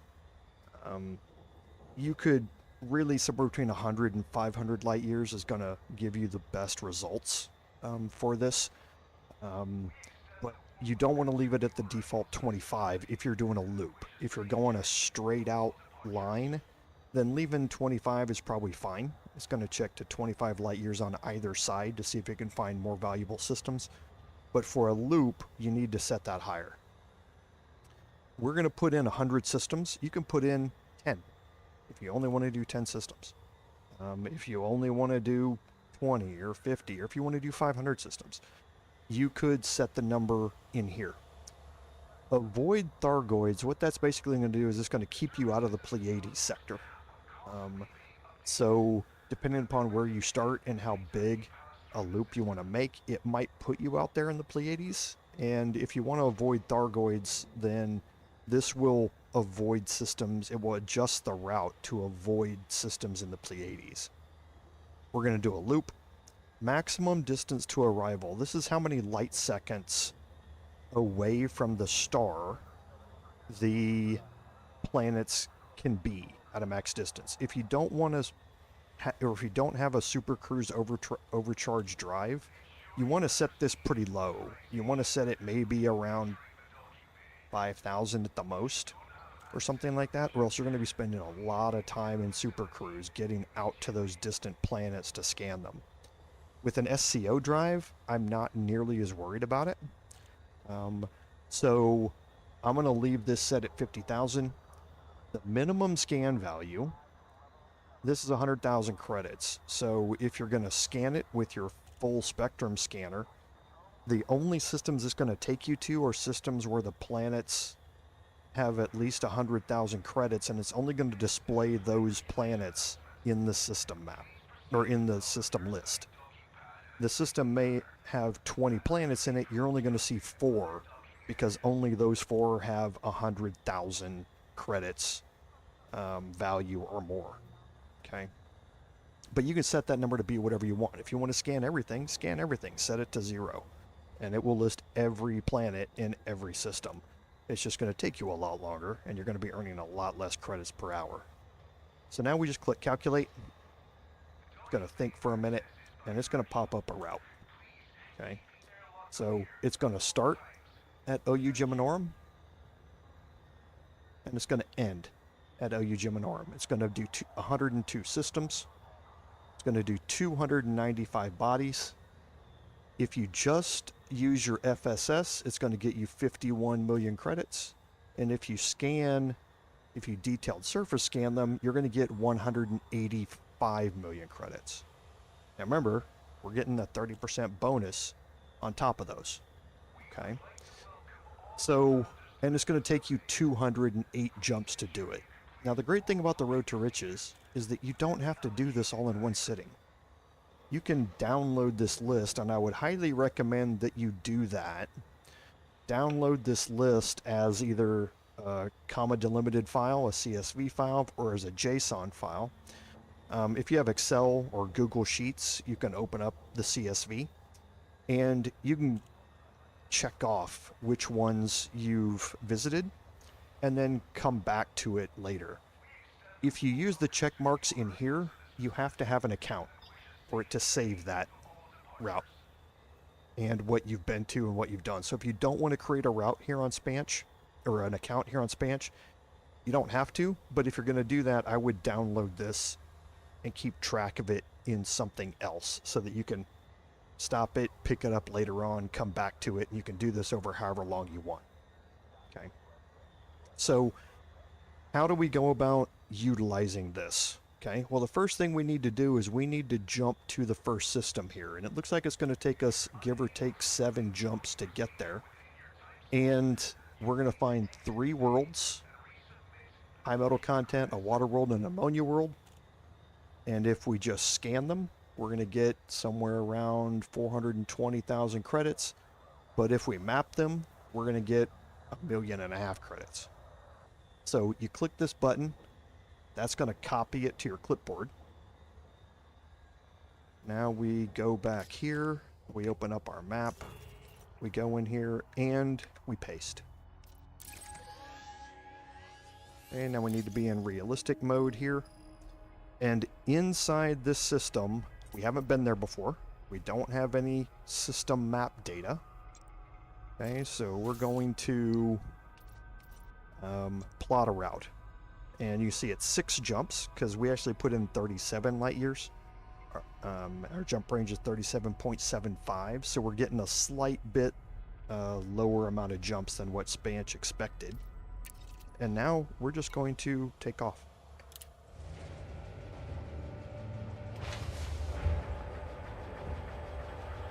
Once you get on the route, you can expect that it's going to be anywhere between 2 and 5 or so jumps between each system to get there. There may be some, to get to the next one on the list, there may be some outliers that take 7, 8 jumps, that sort of stuff, but for the most part the route is pretty condensed.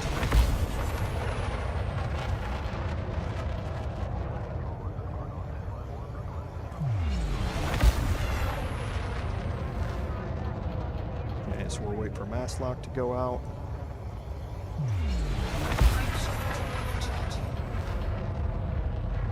And we're at a brown dwarf star, so we're not going to be able to fuel scoop there. This is the one thing that you need to pay attention to, is that you're not going to be necessarily near inhabited systems. Sometimes you will be, but you might not necessarily be in inhabited systems. So you need to watch your fuel and make sure that you're fuel scooping to refuel before you head out on the next leg of your journey. Okay, that's why I mentioned that you need to have a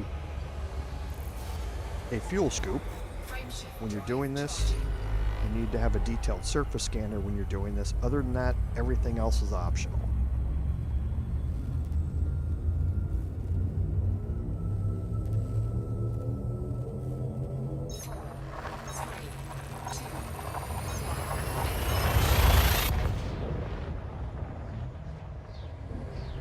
So now when I plotted this, it was solid yellow lines all the way, so I know I'm going to have enough fuel to get there.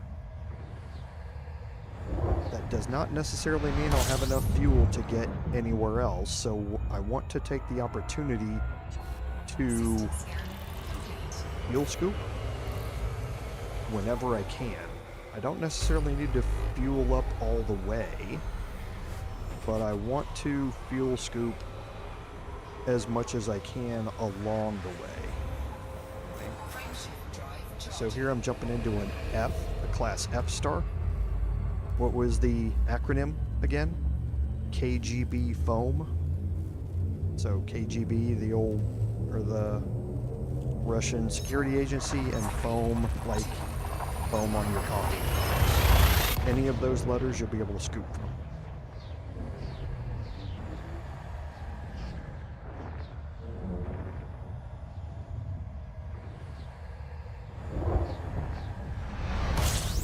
Be able to scoop from a white star. White stars are the hottest, and they have the largest gravity wells. So you kind of have to watch your heat sometimes going around these.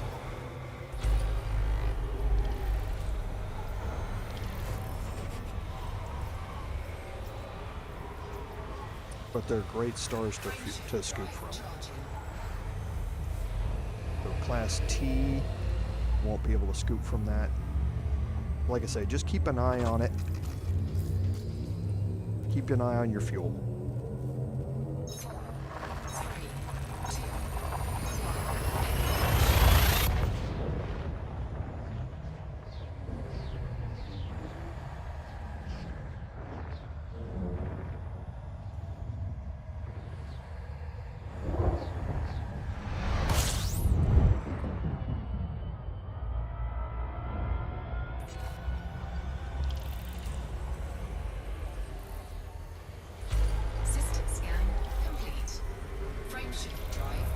So class M, so I can scoop from this.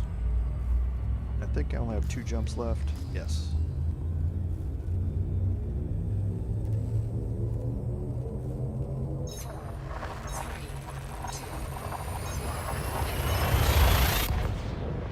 So I'm going to find out if I can scoop from the final star or not.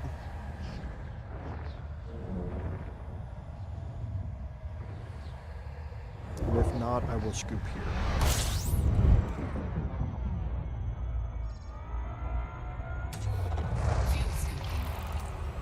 I'm going to activate my frame shift drive as soon as I can. That's a K, so I cannot scoop there. So I'm going to scoop here. And to do that, I'm going to slow my ship all the way down and put my throttle at 0. And I'm going to watch my heat. You do not have to be moving physically around this star at full speed to be able to scoop.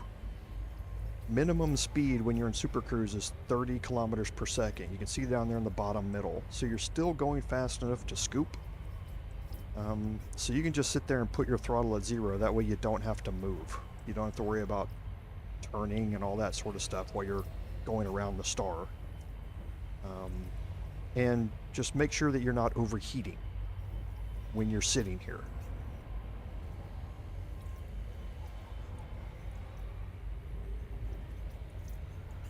And yeah, dreadlocks, you know, I was I think I was taught the same thing in my astronomy classes in college.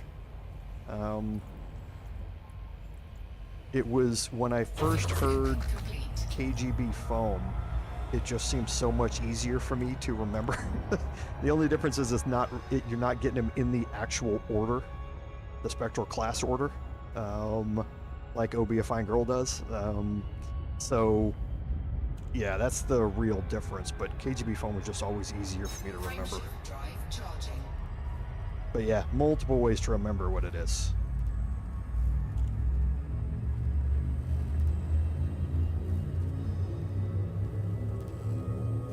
So now, once I jump into the system here, I'm going to do everything just like I normally do. I'm going to hawk the system, just like we always do when we hop into an undiscovered system.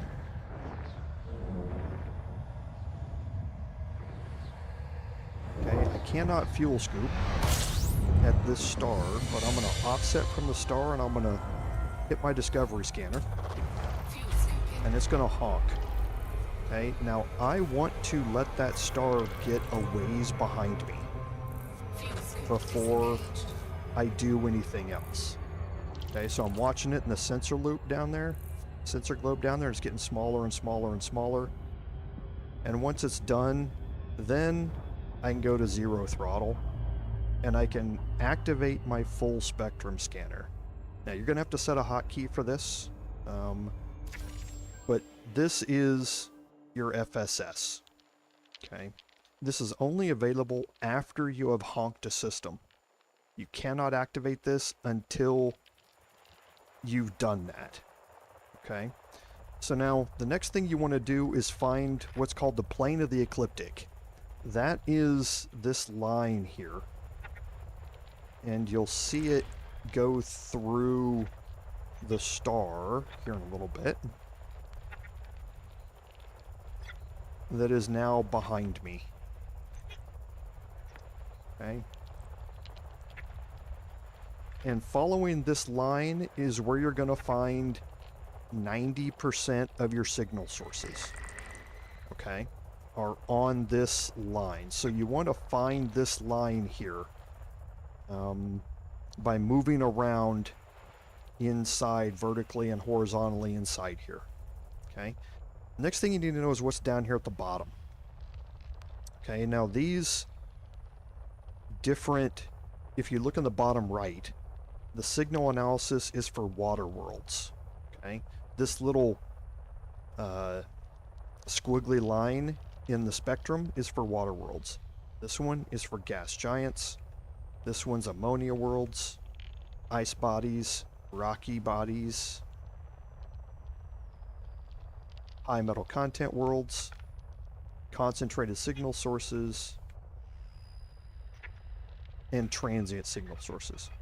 Now, we know from looking at Road to Riches that we're looking for a high metal content world, a water world, and an ammonia world. Okay? So we can do this a couple of different ways. So we know we're looking for a water world here. Okay, so what you do is you put your cursor or your line over water worlds and you move along the plane of the ecliptic until you see those squiggle lines pop up in the middle. Okay, and that'll let you know that you're getting close to that particular location here. Okay, now the water world here is underneath something else. We can't zoom in to see it yet. It's kind of grayed out. It's not a white circle. So you want to move your cursor until you find the spot that it turns white. And then you're allowed to zoom in. Okay, and then you move your cursor back to water worlds. And you know it's going to be here. So I have to find what that is. Whoops. So I can zoom in again. And then here. Okay, I don't have it again. So I can zoom in and there's my ammonia world that I was looking for. Okay, so now I can go back to water worlds. I can look around and that water world is here. But again, there's no white circle. So there's my white circle. Now I can move to water worlds again. And I can start looking around here. Now none of these are white circles.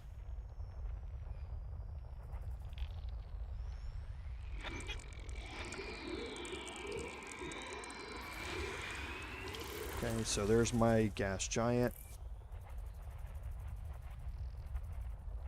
Okay, so I can't see any of these. Okay, so it's not here. So I'm looking for those 6, you see the chevrons. There's 6 chevrons and 4 chevrons in a pyramid stack. You can see to the left of my screen right now, you see the 6 chevrons. So this is going to be where my water world is. There it is. I found the ammonia world. Now I'm looking for a high metal content world. Okay, so again, now I'm looking for 3 chevrons with 1 stacked below it. So there's the icon I'm looking for. And there's 65-1, and that is the high metal content world we're looking for. There may be multiple high metal content worlds or water worlds or ammonia worlds, so you need to pay attention to the number up there to know which one you found and which ones you haven't. So now that we've scanned these, this world here is the high metal content world. I'm going to go back to my display here. By scanning it, we just earned 178,000 credits. Just that simple. Scanning the water world got us 106, and scanning the ammonia world got us 159. We could leave right now. That's the quickest way to do this, is to just leave and go to the next world. You're just going to miss out on a lot more credits here. And these distances are really small. So now, what do? We're going to go scan these worlds, and for that I'm going to exit the FSS. And I can bring up my system map. And I can look at those particular worlds. Okay, so this is the high metal content world that I found. This is the water world. And this is the ammonia world. There are other worlds that say unexplored. I didn't scan those.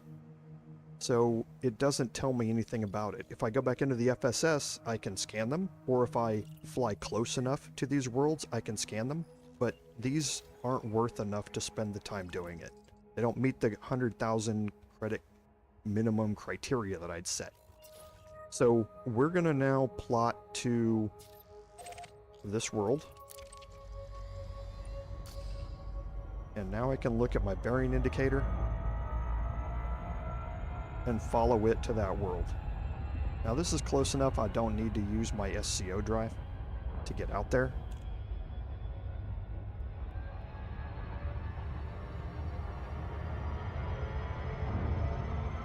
And you can see over on the right hand side under primary, it says surface scanner. So I've got that on this fire group. It says it's out of range.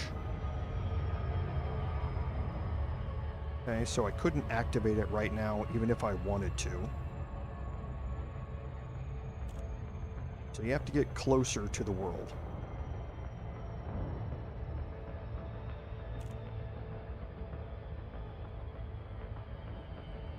Okay, now you can look over there at the surface scanner and you'll instantly be able to tell when it gets in range.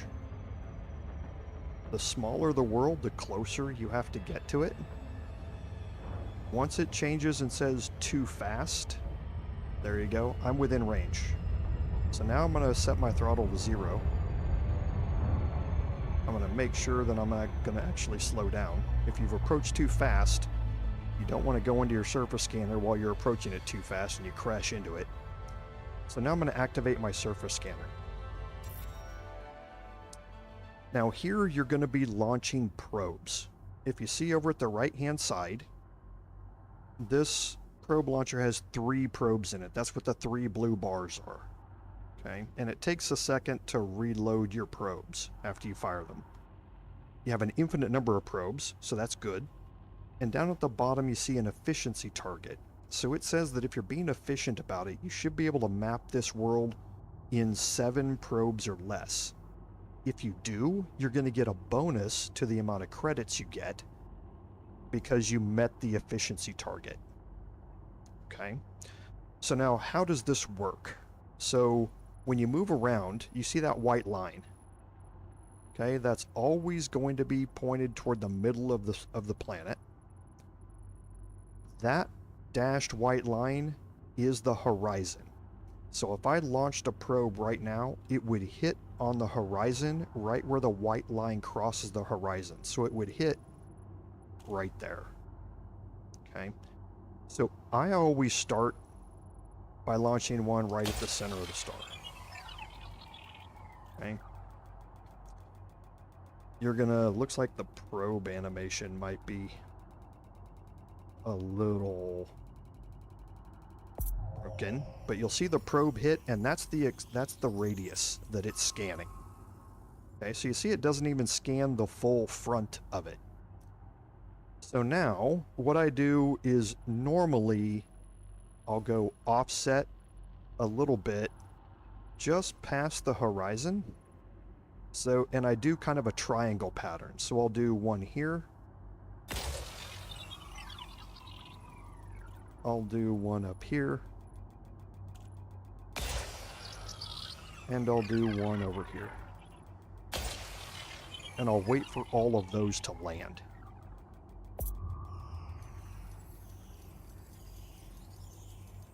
And down in the bottom left-hand corner, you can see the scan percentage. Surface scanned by 50%. Okay, so I'm at 76%. You need to get at least 80%. So what I need to do is scan the back of this thing, and you can see where it says miss. Okay, so halfway in between the white dashed line and where it says miss is the exact back of the planet. So somewhere around in here. And you can have a hotkey which you can set to view the back side of the planet. But now what this is going to do is loop around to the back of the planet, so you don't have to physically move your ship to the back side of the planet. And when it lands, you should see the percentage keep going up. Okay, so I'm a little bit short, so that may have landed high. So I've had 5 probes impact.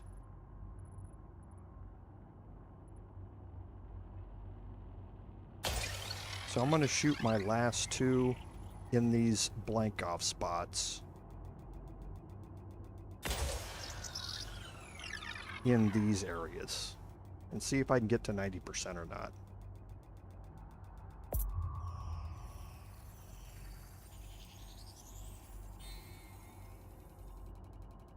Doesn't look like it, so I'm not going to meet the efficiency target for this.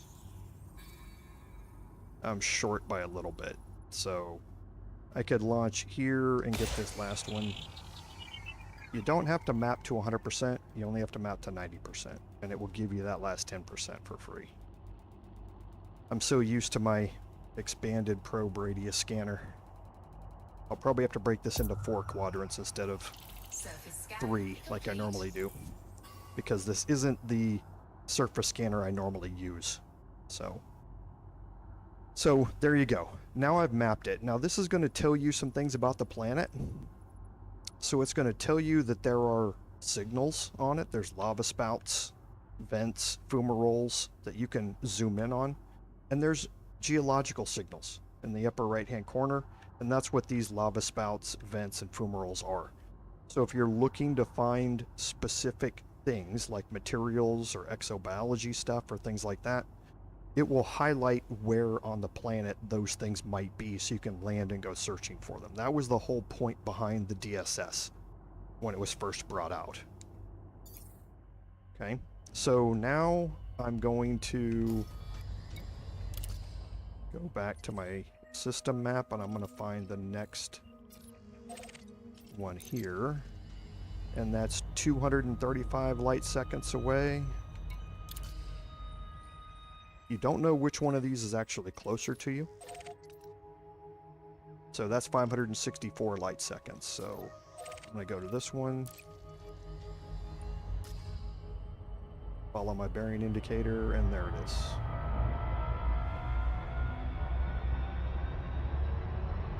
So yeah, I'll just do it in quadrants this time. In my Sirius V1 version, it's got an expanded probe radius. So I'm going to SCO just to get out of the gravity well.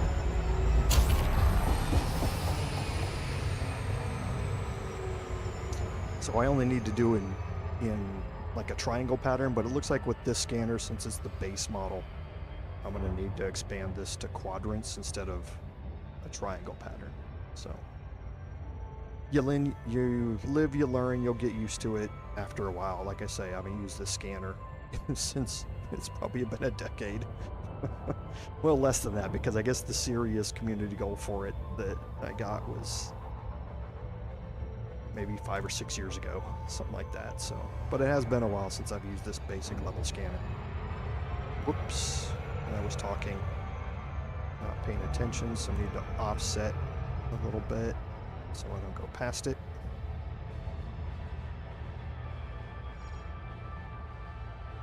And again, we're going to watch the surface scanner over there on the right, and when it says too fast, we're going to make sure that we've slowed down by that point.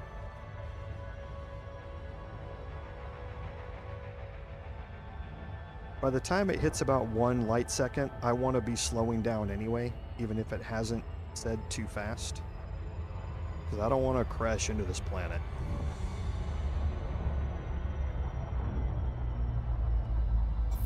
Okay, so shoot 1 at the middle, and then the 4 quadrants.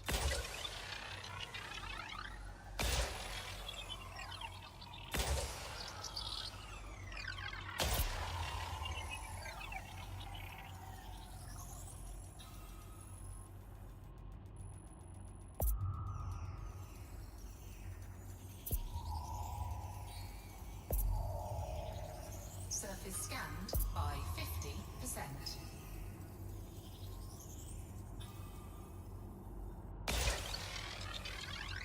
Okay, so we'll pop 1 at the back. I actually shot those a bit too far out.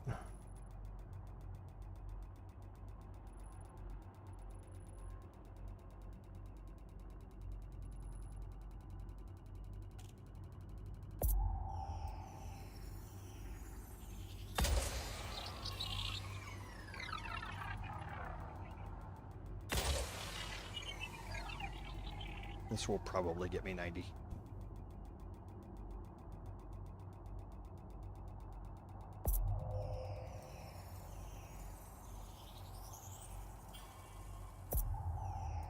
There we go. Surface scan Okay. complete. So now you can exit your DSS. And I don't have a hotkey set up for my system map. Well, I think I do. I just can't remember what it is. And you can plot your last one. 729 light seconds away. And you can see the changes that they've made to the Milky Way. It looks much more blue than it used to. This is part of the lighting update I talked about in the admin notes. The Milky Way from inside our atmosphere looks white. This looks more white, but outside the atmosphere it is very blue like this.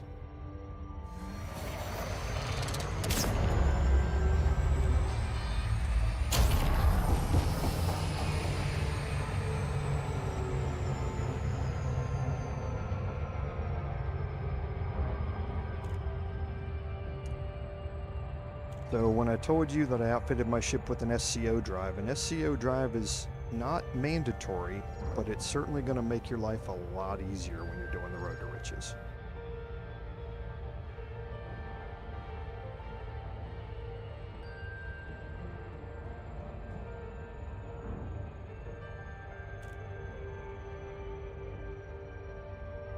Okay, so again, about that 1 second range, 1 light second range.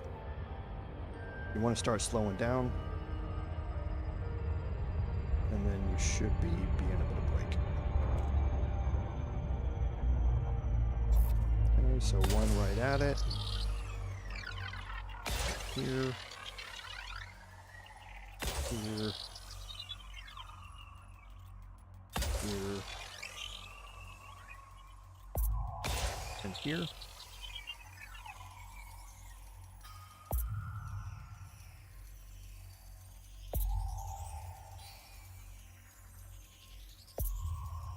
Surface scanned by 50%.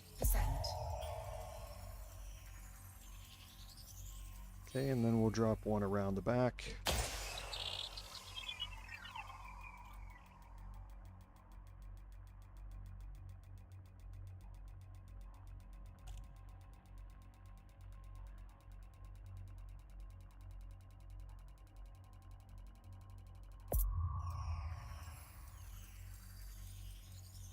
There we go. Surface scan complete. Okay, and then normally just kind of offset from the planet. And now we're looking for this system. So we'll copy it, go back to our galaxy map, paste it,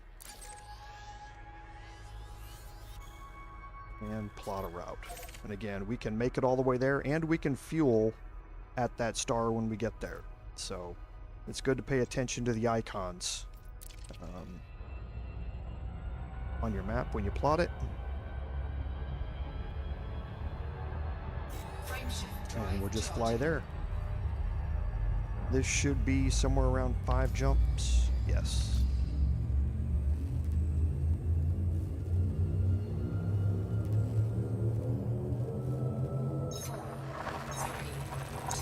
And the road to riches, the reason people recommend it is, one, it's very, very easy. You need very little outfitting on your ship to be able to do it. And it's very laid back, meaning you're not going to have to worry about pirates trying to steal your cargo. You may get interdicted, but you can just submit to the interdiction since you don't have any cargo, and they'll scan you and let you go. It's an easy way to get familiar with some of the more detailed mechanics in the game, like the FSS. We're only using it to find particular worlds, but you can use it to find signal sources and all sorts of different stuff inside of a system. And then get used to the DSS. The DSS is very, very useful for the exploration grind as well as the exobiology grind. So being able to utilize these mechanics are going to help you for ranking up in those things later on. And if you look at your main screen here, you can see Explorer rank is aimless. That's what this exploration data is going to rank up. Okay, we're ranking up trade, a little bit of combat, because we did kill an enemy off stream. And I think next week I'll probably show you how to do that, because there are some combat missions as part of the weekly assignments from Leon Ree, and you can do those even in a crappy combat ship like I have that just has a couple of pulse lasers. So we'll kind of explain how to do that, but the Explorer rank is what we're going to rank up by turning these credits in. Now you rank up by how many credits worth of exploration data you turn in. So that 30% bonus is going to help us rank up the Explorer rank 30% faster. So the 3 main ranks, I didn't talk about this, but while we're jumping here, it's probably good a time as any. The 3 main ranks in the game are Combat, Explorer, and Exploration and Trade. Those are the ones that were originally in the game back when it started. And they're still here. They've since expanded that with CQC, Mercenary, and Exobiologist. Mercenary is on foot combat. Exobiologist is a whole nother mechanic we haven't explored yet. And CQC is arena combat, which is a special mode in the game. They added those a little bit later in various spits and spurts. But you're trying to rank up to something called elite. And here we're in the system, so let's honk it real quick. Now, there's another way to find out what planet we want to scan. Okay, so let's bring up our list here again. We're looking for planets 3, 4, and 5. This is the system name. Planets 3, 4, and 5. So let's go here and go to our system map.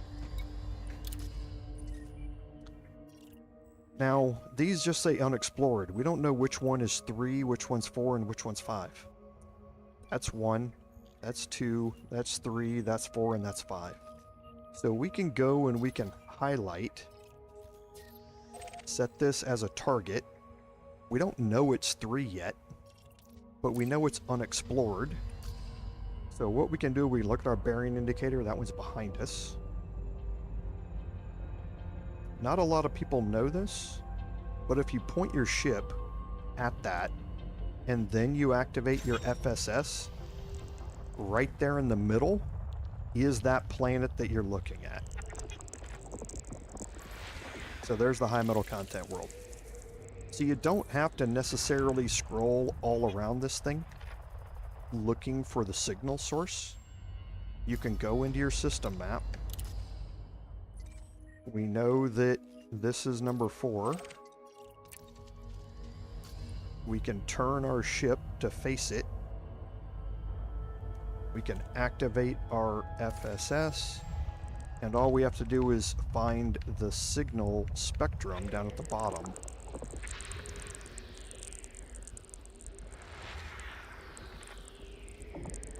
And zoom in until we see it. Then you can quit and do the exact same thing again.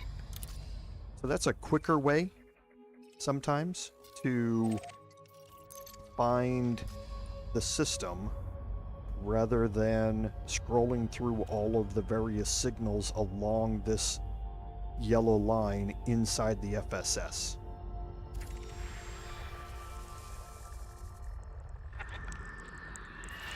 Okay, so there we go. So now if we look at our map here, or our contact list, we're going to 3, 4, and 5. So the closest one is going to be 3. So we can lock that in and let's go head to it.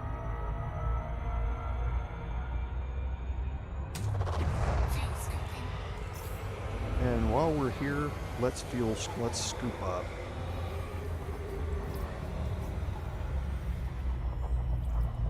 So I'm just going to watch my heat. Staying steady at 54%. So this is a good place just to put your throttle to 0 and just sit here until you fuel up.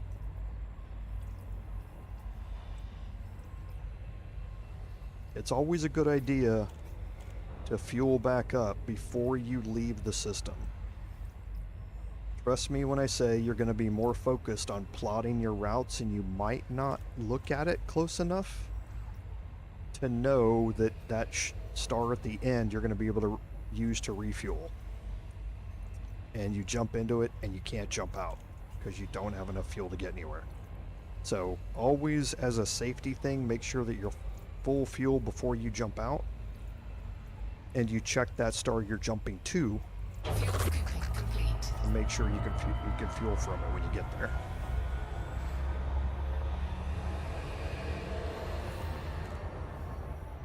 Or else you're gonna have to call the fuel rats, who I told you about last week.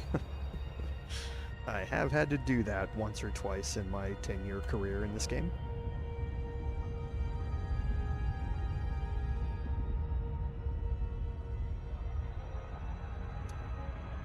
Again, we'll just launch out here. When it hits 7 seconds, we'll go to 75% throttle. And we'll just let it follow it in.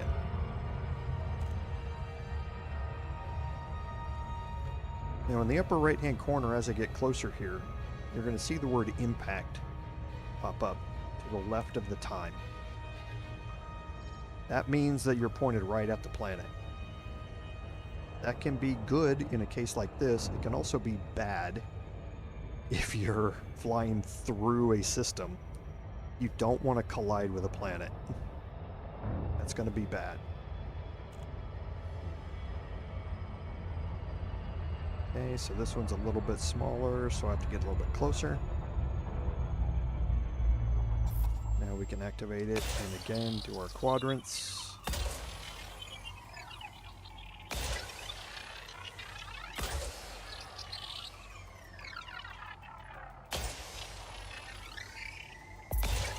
Also one at the back. So the efficiency target's 6 probes. I shot 5. Surface scanned by 50%.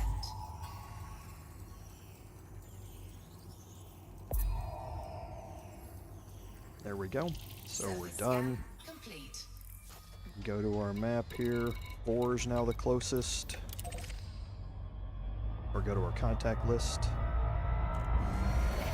My SCO just to get out of the gravity well.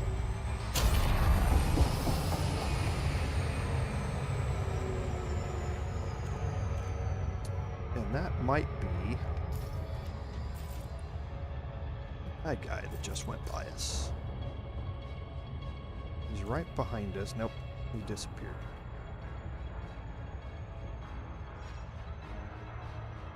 I'm actually hoping I get interdicted. You'll see what happens when you submit to an interdiction. If you don't have any cargo and you're not wanted, and you're not in a ship capable of fighting, you can submit and hop into normal space, and he'll scan you, and when he doesn't find anything, he'll be a little bit upset with you because you don't have anything for him to steal, but he'll let you go.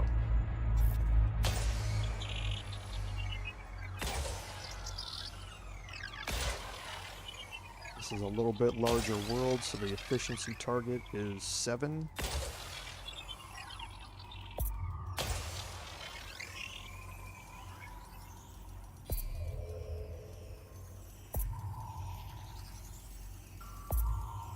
Surface scanned by 50%.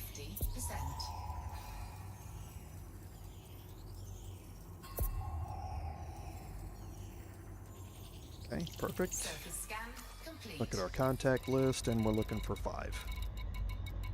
There it is. Now this is a bit out there, 1,000 light seconds. So we'll get lined up, and we'll trigger our SCO.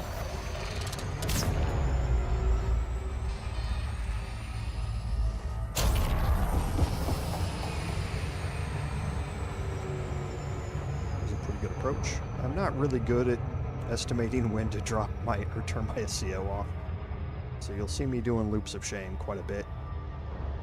Loops of shame are what we call when you're going to fly past the system. You have to turn off to the side and then turn back to shed speed. You'll see me doing those quite a bit with the SCO because I'm just not used to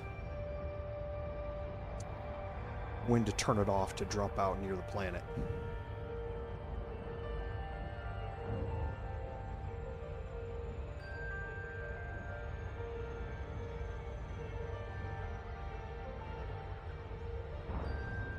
Okay, so slowing down.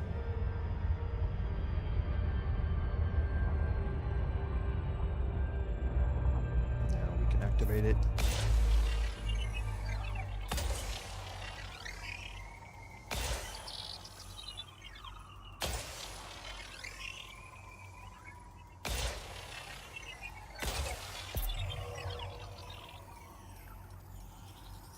Efficiency target here is 8 probes. So I may have to do some corners here Surface scanned a little bit. by 50%.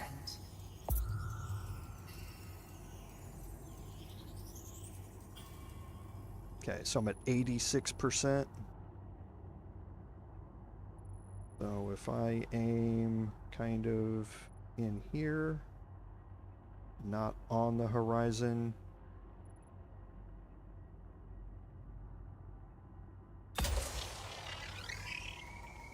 This is going to be 7. I only need 4% more.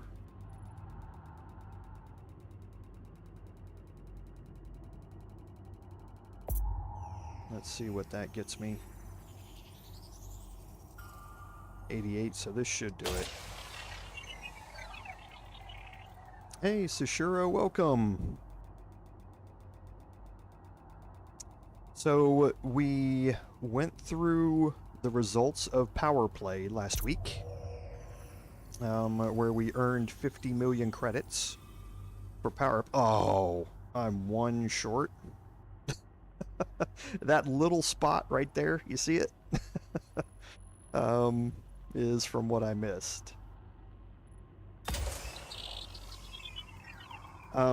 So we went through Powerplay and how that worked and what the rewards were for it. We're now at a plus 30% bonus on exploration data turn-in, so that's going to help us with what we're doing now.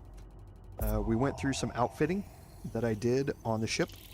I've got most of the modules that I'm going to have in the final build. There's obviously not engineered or anything like that, but there are some modules we have yet to unlock. And then I started talking about the road to riches and how to set up a route inside Spanch, and now what you're seeing here, which is how to actually do the road itself. So let's bring up the next system in the list, which is here. This should be about 3 jumps away.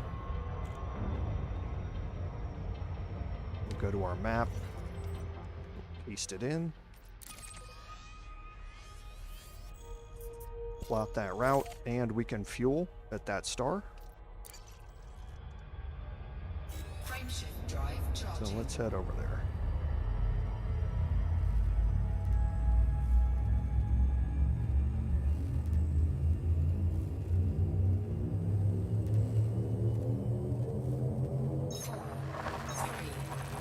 And this one's going to be a little special in the system map, so I'll kind of show you again how the naming conventions work inside these procedurally generated star systems.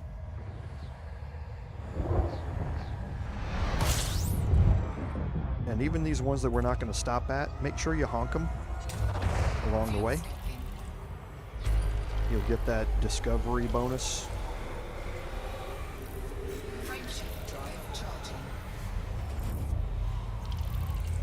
Should have only 2 jumps left. Yep.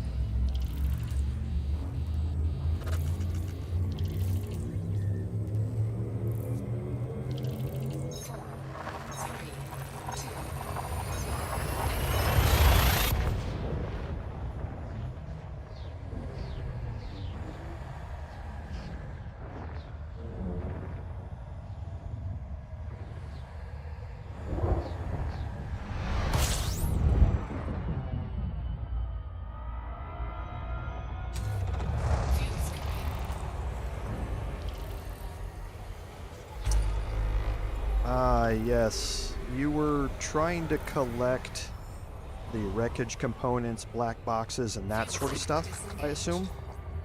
Frameshift drive charging.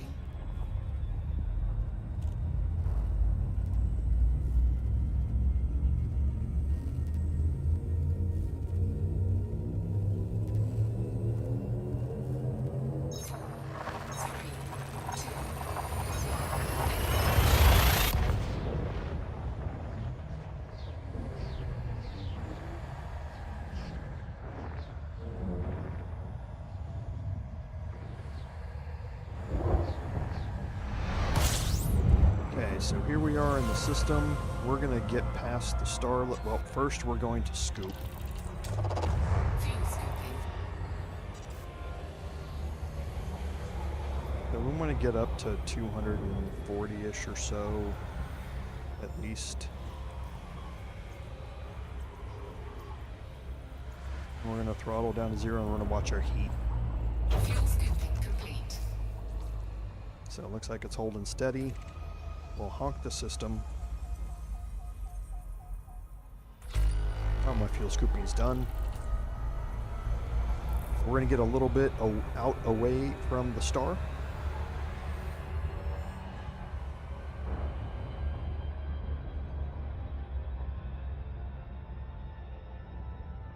Now we're going to go to 0 throttle. And let's again pull up our system map. Okay, so you see we have 2 stars here. Okay, now if we go to our other screen, you'll see that we're looking for, this is the system. We're looking for world A2 and B2, B3, and B4. Okay. The way these are named, this is the A star, the one that's farther up on the screen. And this is the B star. Okay. So this is the A, and we're looking for A2, so that's A1. This is A2. Okay. So now we can turn our ship toward it. Activate our FSS. Move the scanner until we get the white circle.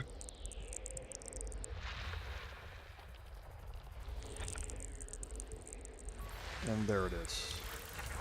Okay, now we're looking for high metal content worlds, and it looks like... no, none of these are high metal content worlds. So we're going to exit. Go to our system map again, and we're looking for B2.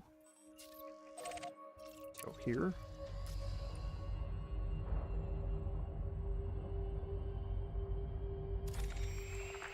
Okay, now B2, again, we're going to have to find which one is the white circle. It's a water world. Okay, so we are looking for a water world. We're going to zoom in.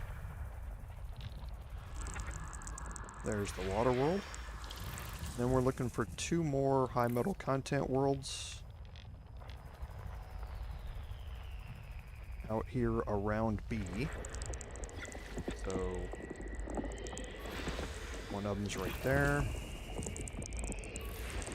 One of them's right there. So that was 3 and 4. We've got another one here. Or that was 4. Oh, that was 2, 3, and 4. No, there were 3 water worlds, or high metal content worlds here. Interesting. One of them was not listed. Oh, the scan value might not be high enough. So here, now we can look and we can see which one's closest. So we're going to A2.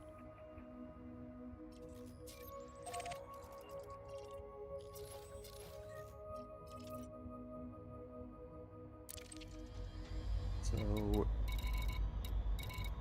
all the B worlds are out at 30,000 light years. So A2 is only 579, so we're going to go there first. Yeah, and Sashiro, what you also want to look for is when you scan, when you pop into the system to get wreckage components, you want to go into a system that is in conflict with another power. So what you want to do is look for a system that when you pop into it, using the filter, because I can't remember if it's in acquisition or what type of system it needs to be. But when you pop into the system, go to the nav buoy, drop into space and scan the nav buoy, and you'll get all of the signal data for the system. Then when you pop back into Super Cruise, you will find signal sources that say power wreckage signal. And those are the ones you're looking for.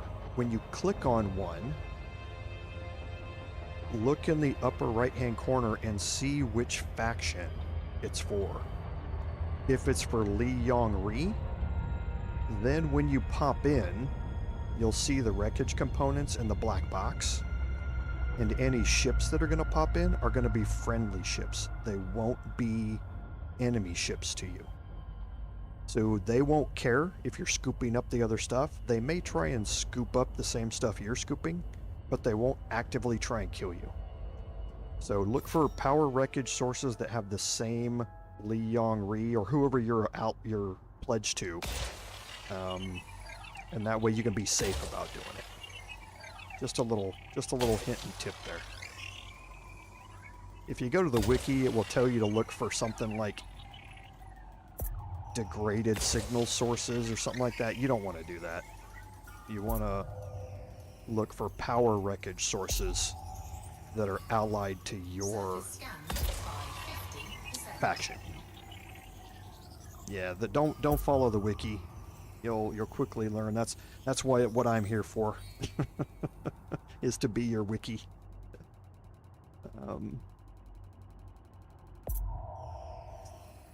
But yeah, that way you won't ever get attacked. Okay, so we've got that one, and now we're looking for B2, B3, and B4. So B4's closest, and this is 30,000 light seconds away. So we definitely want an SCO out there.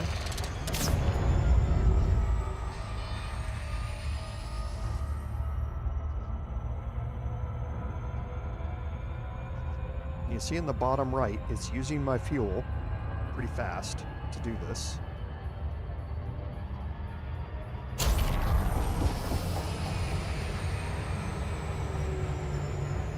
Okay, now I'm going to offset from the plane of the ecliptic here.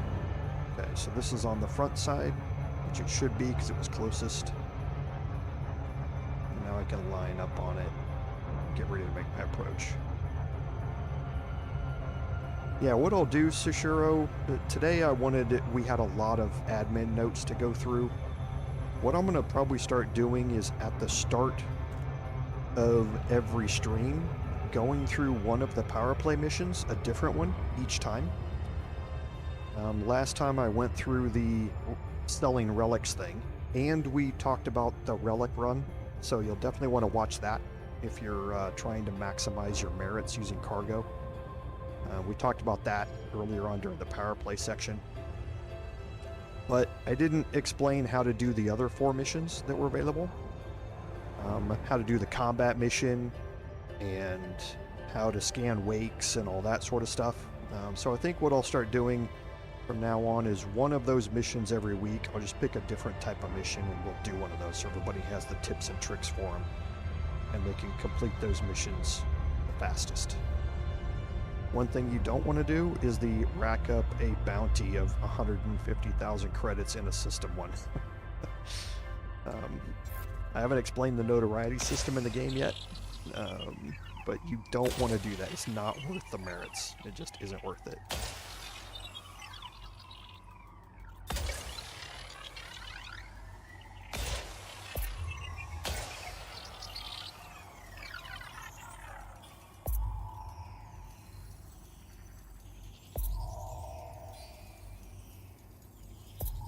Surface scanned by 50%.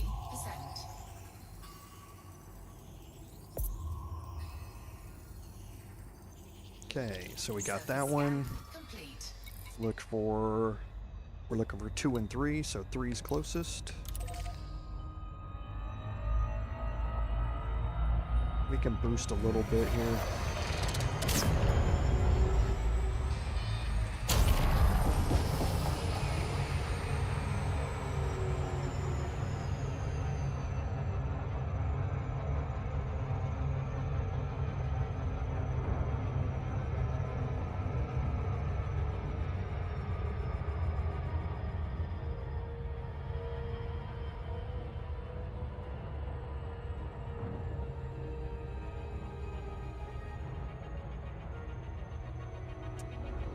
So again, wait for that 1 light second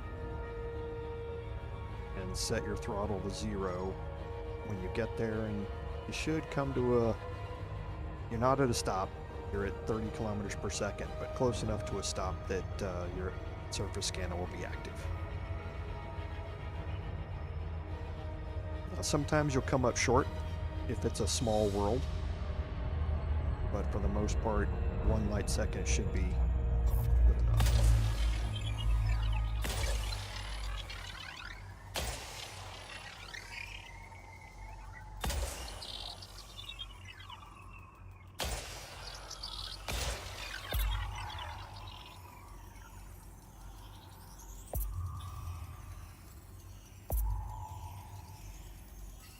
Surface scanned by 50%.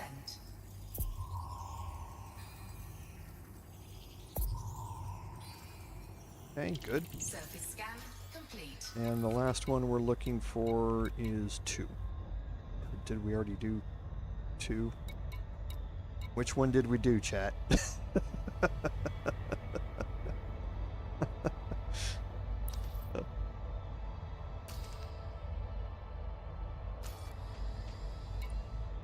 I can't remember which one we did.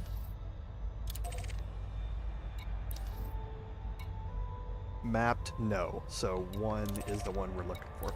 If you look at it, oh, it didn't update that. Okay, so we mapped 3. That says mapped. We're looking for, oh, we're not looking for 1. We're looking for 2, 3, and 4.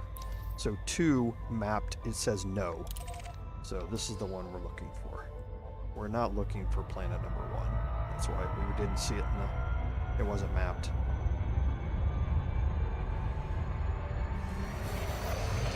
Just gonna get out of gravity well with that.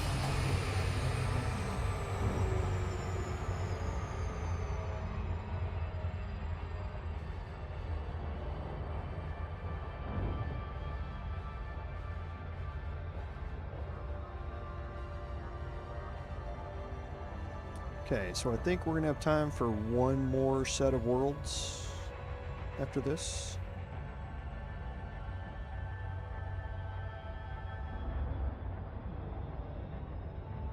And then we'll call it an evening.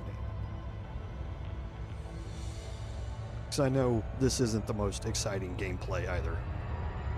So I wasn't intending to showcase this for the entire 3-hour stream. That's why we did so many other things at the start. But this gives you a good idea about how the Road to Riches works and the gameplay mechanics that you need to do to be able to be successful at it.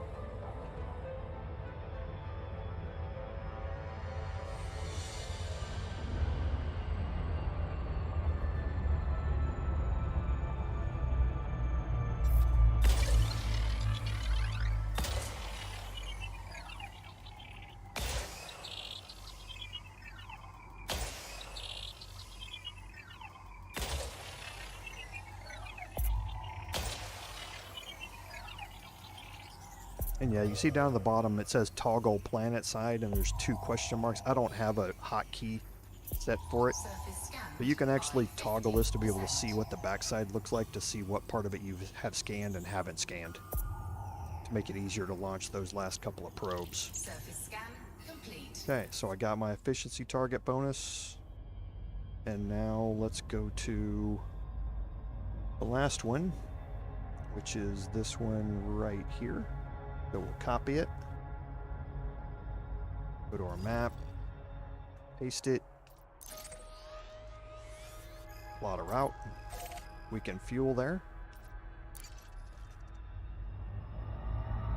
And let's get it. Frameshift drive charged. This should be 1 jump. Yep.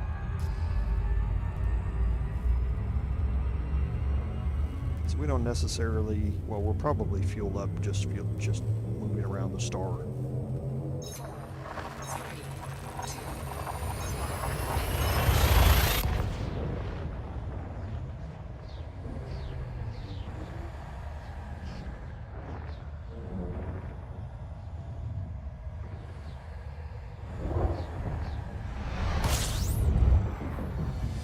Okay, so I'm just going to fuel up as I go around the star real quick. fuel scoping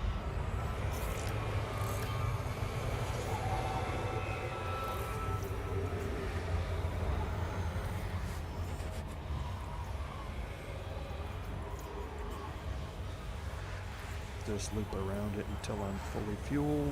Fuel I'm going to head away from the star.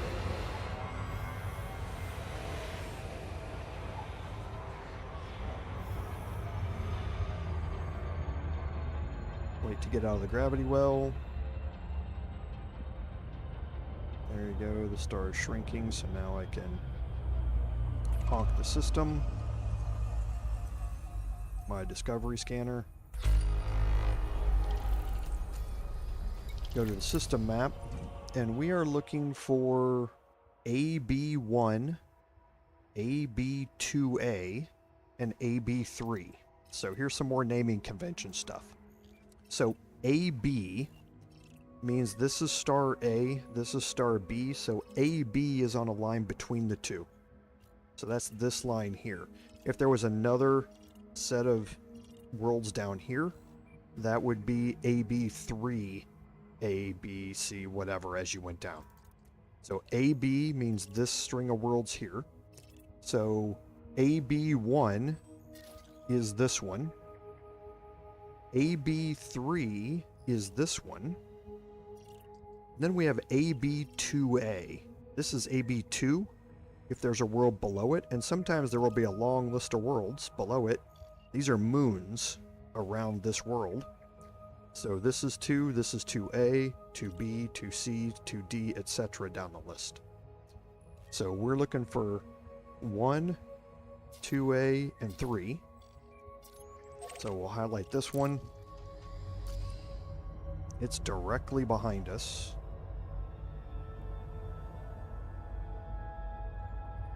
And it is... oh, it's not behind the star. So we're good. Activate our FSS. And just move it around till you see the white circle. Zoom in, and you got it.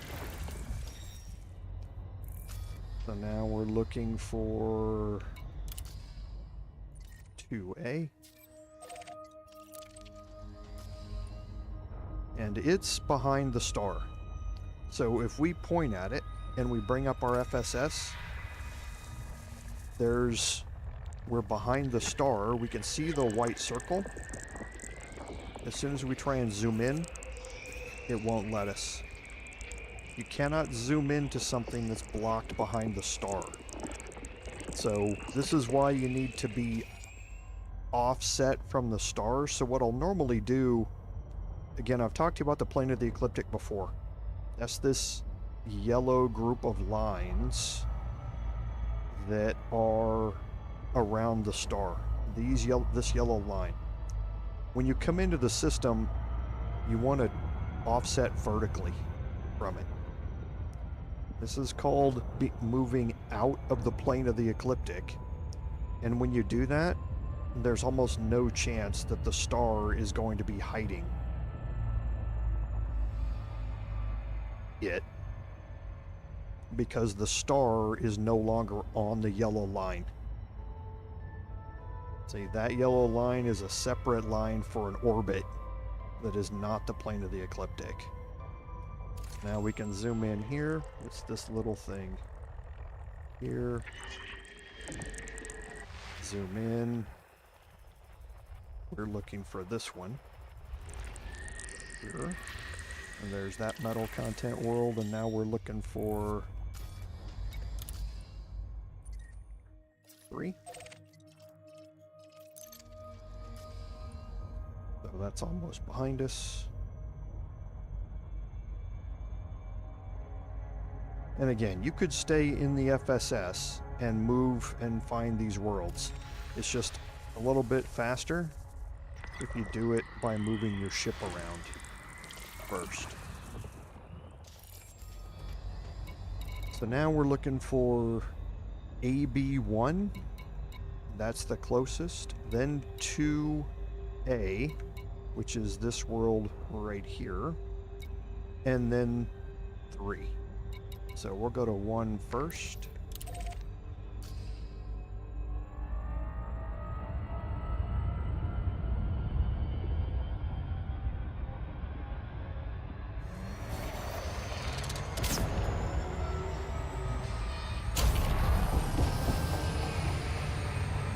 So it came out a little early there. Not too bad.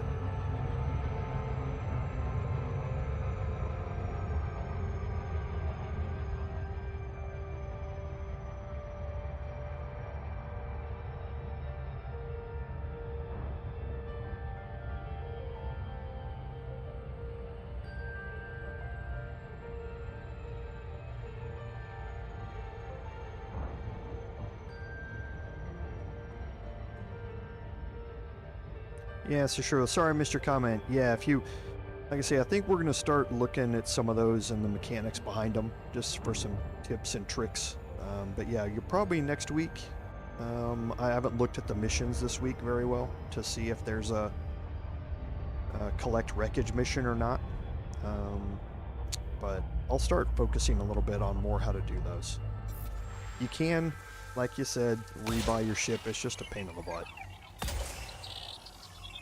So my goal is to help you avoid that if I can.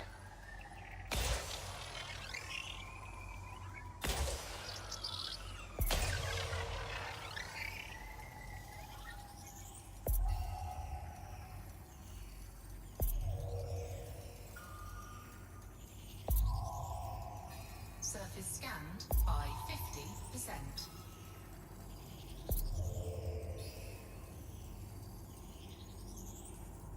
Okay, Surface that scan one's good. complete. Now we're looking for AB 2A and 3. So this is 2A.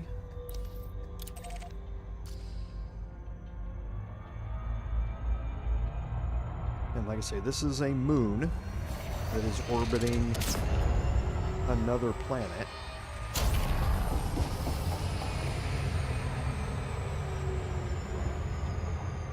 So this has its own plane of the ecliptic, the yellow orbit line. I'm going to offset to the side and see where it is. I can line up on it. And you see in the bottom left, I'm scanning.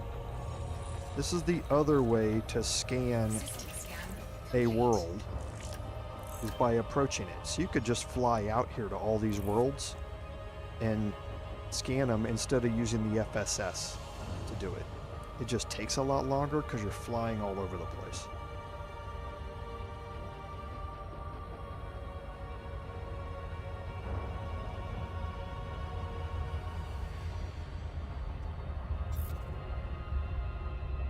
And you can enter your DSS before you've slowed down enough. You just won't be able to launch probes until you've slowed down enough.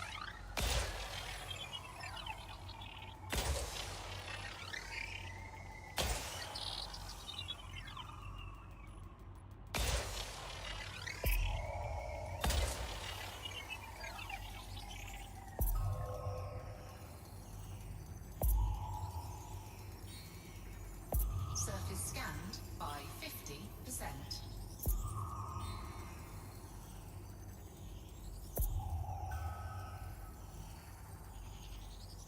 Surface scan complete. Okay, and the last one we need is AB3.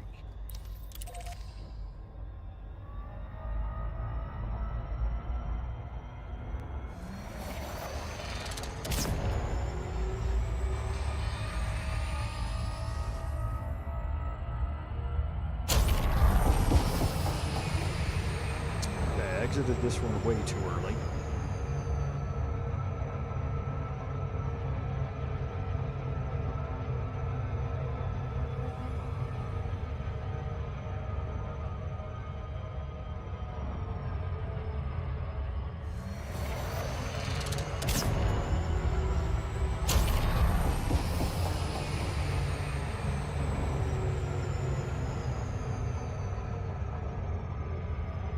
Once your SEO cooldown expires, you can activate it as many times as you want.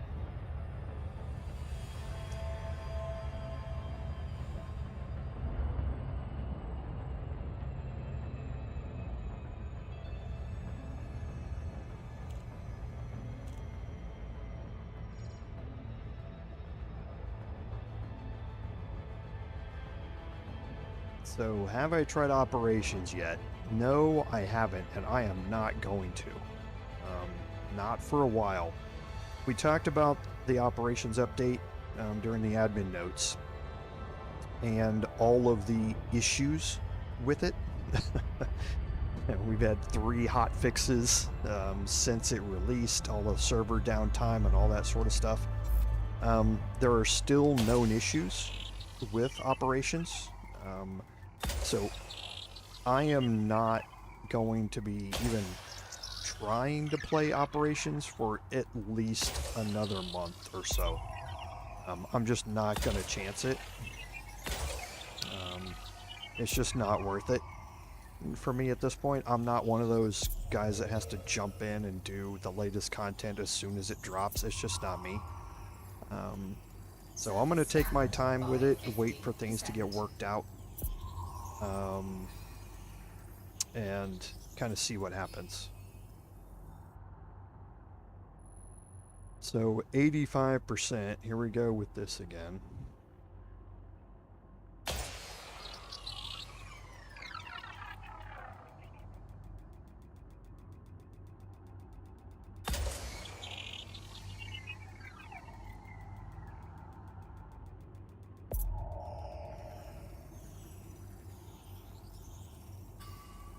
Oh, I'm gonna miss this one by a little bit. Yeah, that one was way too short. Yep. So let's just offset to the back and pop one out here. Yeah, there was a lot of stuff that it broke. You had people who lost materials, and they're saying that those people are going to get those materials back at a later date, quote unquote.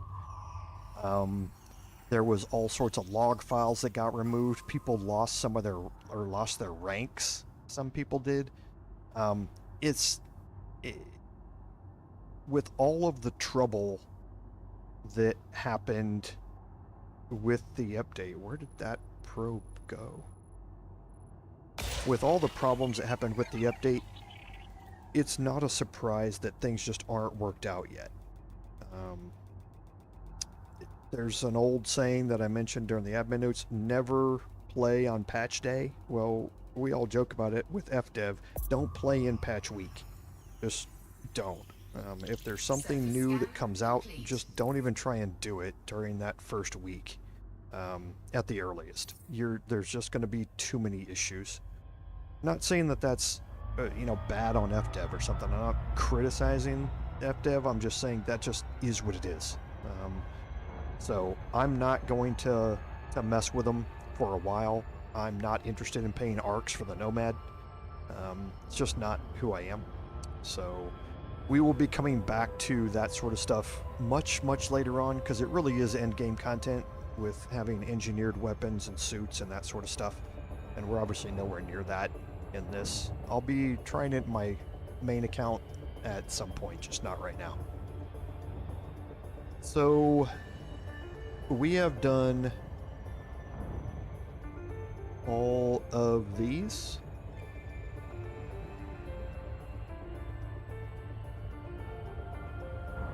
Okay. Now, like I say, these check marks in this list isn't going to stay here unless you create an account. So what you can do, what I normally do with this is yeah, no, I get it. I get it, Lee. I certainly get it. And if it was something I was super interested in, I might do it as well. I just normally don't do it for ships. I will be starting my exobiology grind on my main account probably in about another 4 weeks. I'm waiting to rank up whatever his name, Antel, whatever his name is, to get the 30% credit bonus on Exo. And I'll obviously have the Nomad before then. But we'll kind of wait and see what happens. So this is the list. I'm going to before we go today, I want to show you, if you don't have Excel or something, how to kind of deal with this. So if you click download as CSV, okay, it's going to download a file here. That file it's going to pop in like this. And you're going to have a list of all this stuff, all that same information in there. And then what you can do is, as you go, you can just highlight a list and you can change that color to red to indicate that you did it. And this way you can keep this kind of offline on your machine. And you don't have to keep it on Spanch if you don't want to. I highly recommend creating an account on Spanch. Spanch has a lot of great route planners, which we're going to be using later on as well, especially the neutron plotter. But it's just not something that I'm doing right this second. So I think that will bring us to the end of the live stream today. What I'm going to be doing off stream is going through some more of this. So I'm not going to complete all of it. I'm not interested in going through all. It's probably going to take, with 200 worlds, it's probably going to take somewhere around 20 hours worth of time to go through it. We did something like 12 worlds or something like that, and it took us an hour. So 10 hours would be 120 worlds, 20 hours would be 240 worlds. So it's probably somewhere around that 20 hours or so to go through 200 worlds, which is in that list. The reason I'm talking about Road to Riches is because, like I said earlier, it's an easy, low stress, very low credit entry point way to earn a bunch of credits. You can earn that 100 million credits very, very easily without knowing anything other than those three mechanics: to honk a system, to FSS a world, and to DSS the surface. And that hour there, if I totaled those up, that hour probably got us about 7 to 10 million credits. So 10 million credits an hour isn't the fastest thing in the game to do it, but this is one of the safest things in the game to earn that many credits. So that's why I'm showcasing it. I am going to do some of it because we're going to turn all this exploration data in at the beginning of next live stream, and we'll see how much we're getting. And then we're going to continue on into doing some power play missions. And we're going to start doing some targeted material collections for module unlocks. We're not going to get into engineering yet, but we are definitely going to start gathering some materials so that we can unlock some modules. Specifically, we want to unlock the Guardian frameshift booster, and we want to unlock the pre-engineered V1 SCO drives. And for that, we need to be able to go and collect some materials. Okay, so we're going to start learning how to do that and kind of spotlight that a little bit. And yeah, League, the Thargoids have always been the best, especially if you can insta-gib Cyclopses like I can in my Anaconda. But again, that's not something that an entry-level, I just started the game character is going to be doing. And that's kind of what I'm focusing this live stream on, is starting a character from scratch and kind of walking through the walk before you run type of aspect of the game. Power play, and we'll be doing something else next. We won't be able to do it next week. Crap. Okay. I wasn't planning on doing this, but I completely forgot about it. We have a community goal this week, and I completely forgot to mention it. That's what I forgot to mention in my admin notes. So under Inara, under community goals, we have a community goal this week, and it is exobiology based. I'm going to do this in my personal playthrough. I'm not going to do it on this one. But I mentioned community goals as a way to earn credits for very little work. The last community goal was cargo hauling. If you even put 1 ton of cargo into that community goal, you were going to earn 50 million credits. That would have taken you like 10 minutes, and you get 50 million credits. Community goals are a time per credit basis, the fastest way to earn money in this game. that would be 300 million credits per hour. If you were just to gain that one, now you're obviously only going to gain 50 million credits, so you're cap limited. But on a credit per hour basis, they're the quickest. So this one is deliver exobiology data to it. You need to have, it tells you, you need to have an Artemis suit to be able to do it. We haven't really gotten into all the different suits and all of that sort of stuff yet.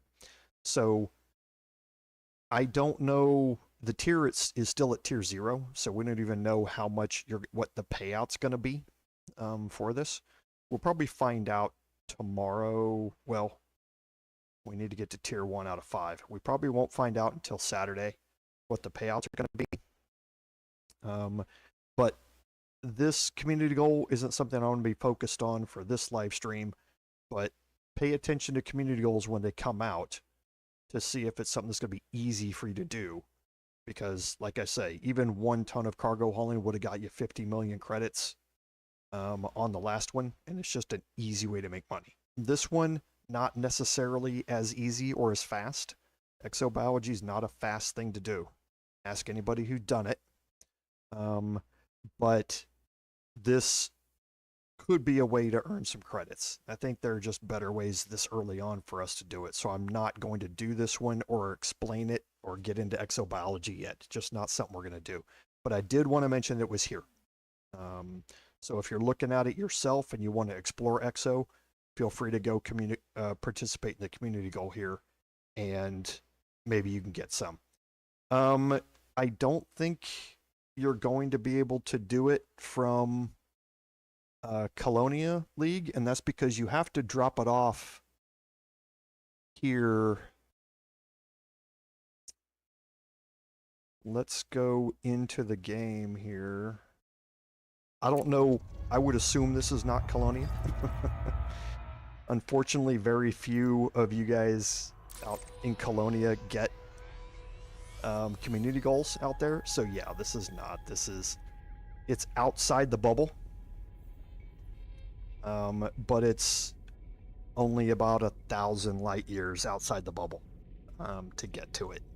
I'm sure this is part of the whole Radicoida thing that we went through with the community goal several weeks ago. But yeah, this is nowhere near Colonia. If y'all are interested, Colonia is give or take out here. It's 22,000 give or take light years away from the bubble. So we will make it there eventually, just not today. So, but yeah, sorry, League, it's not here because you have to be able to turn the materials into the station here or the mega ship in this system. So yeah, sorry, it won't be available to you. So I think that now brings us to the end of the live stream. Sorry, I forgot about the community goal. I've just completely blanked on it. So thank you all for being here. As always, I do appreciate my community being here. I love all the interactions that I have with chat. You guys, my community has always been great, and I can't thank you all enough for being here. Because as I say, without your support, none of this would be possible. This is Commander Jorval saying until next time, fare thee well.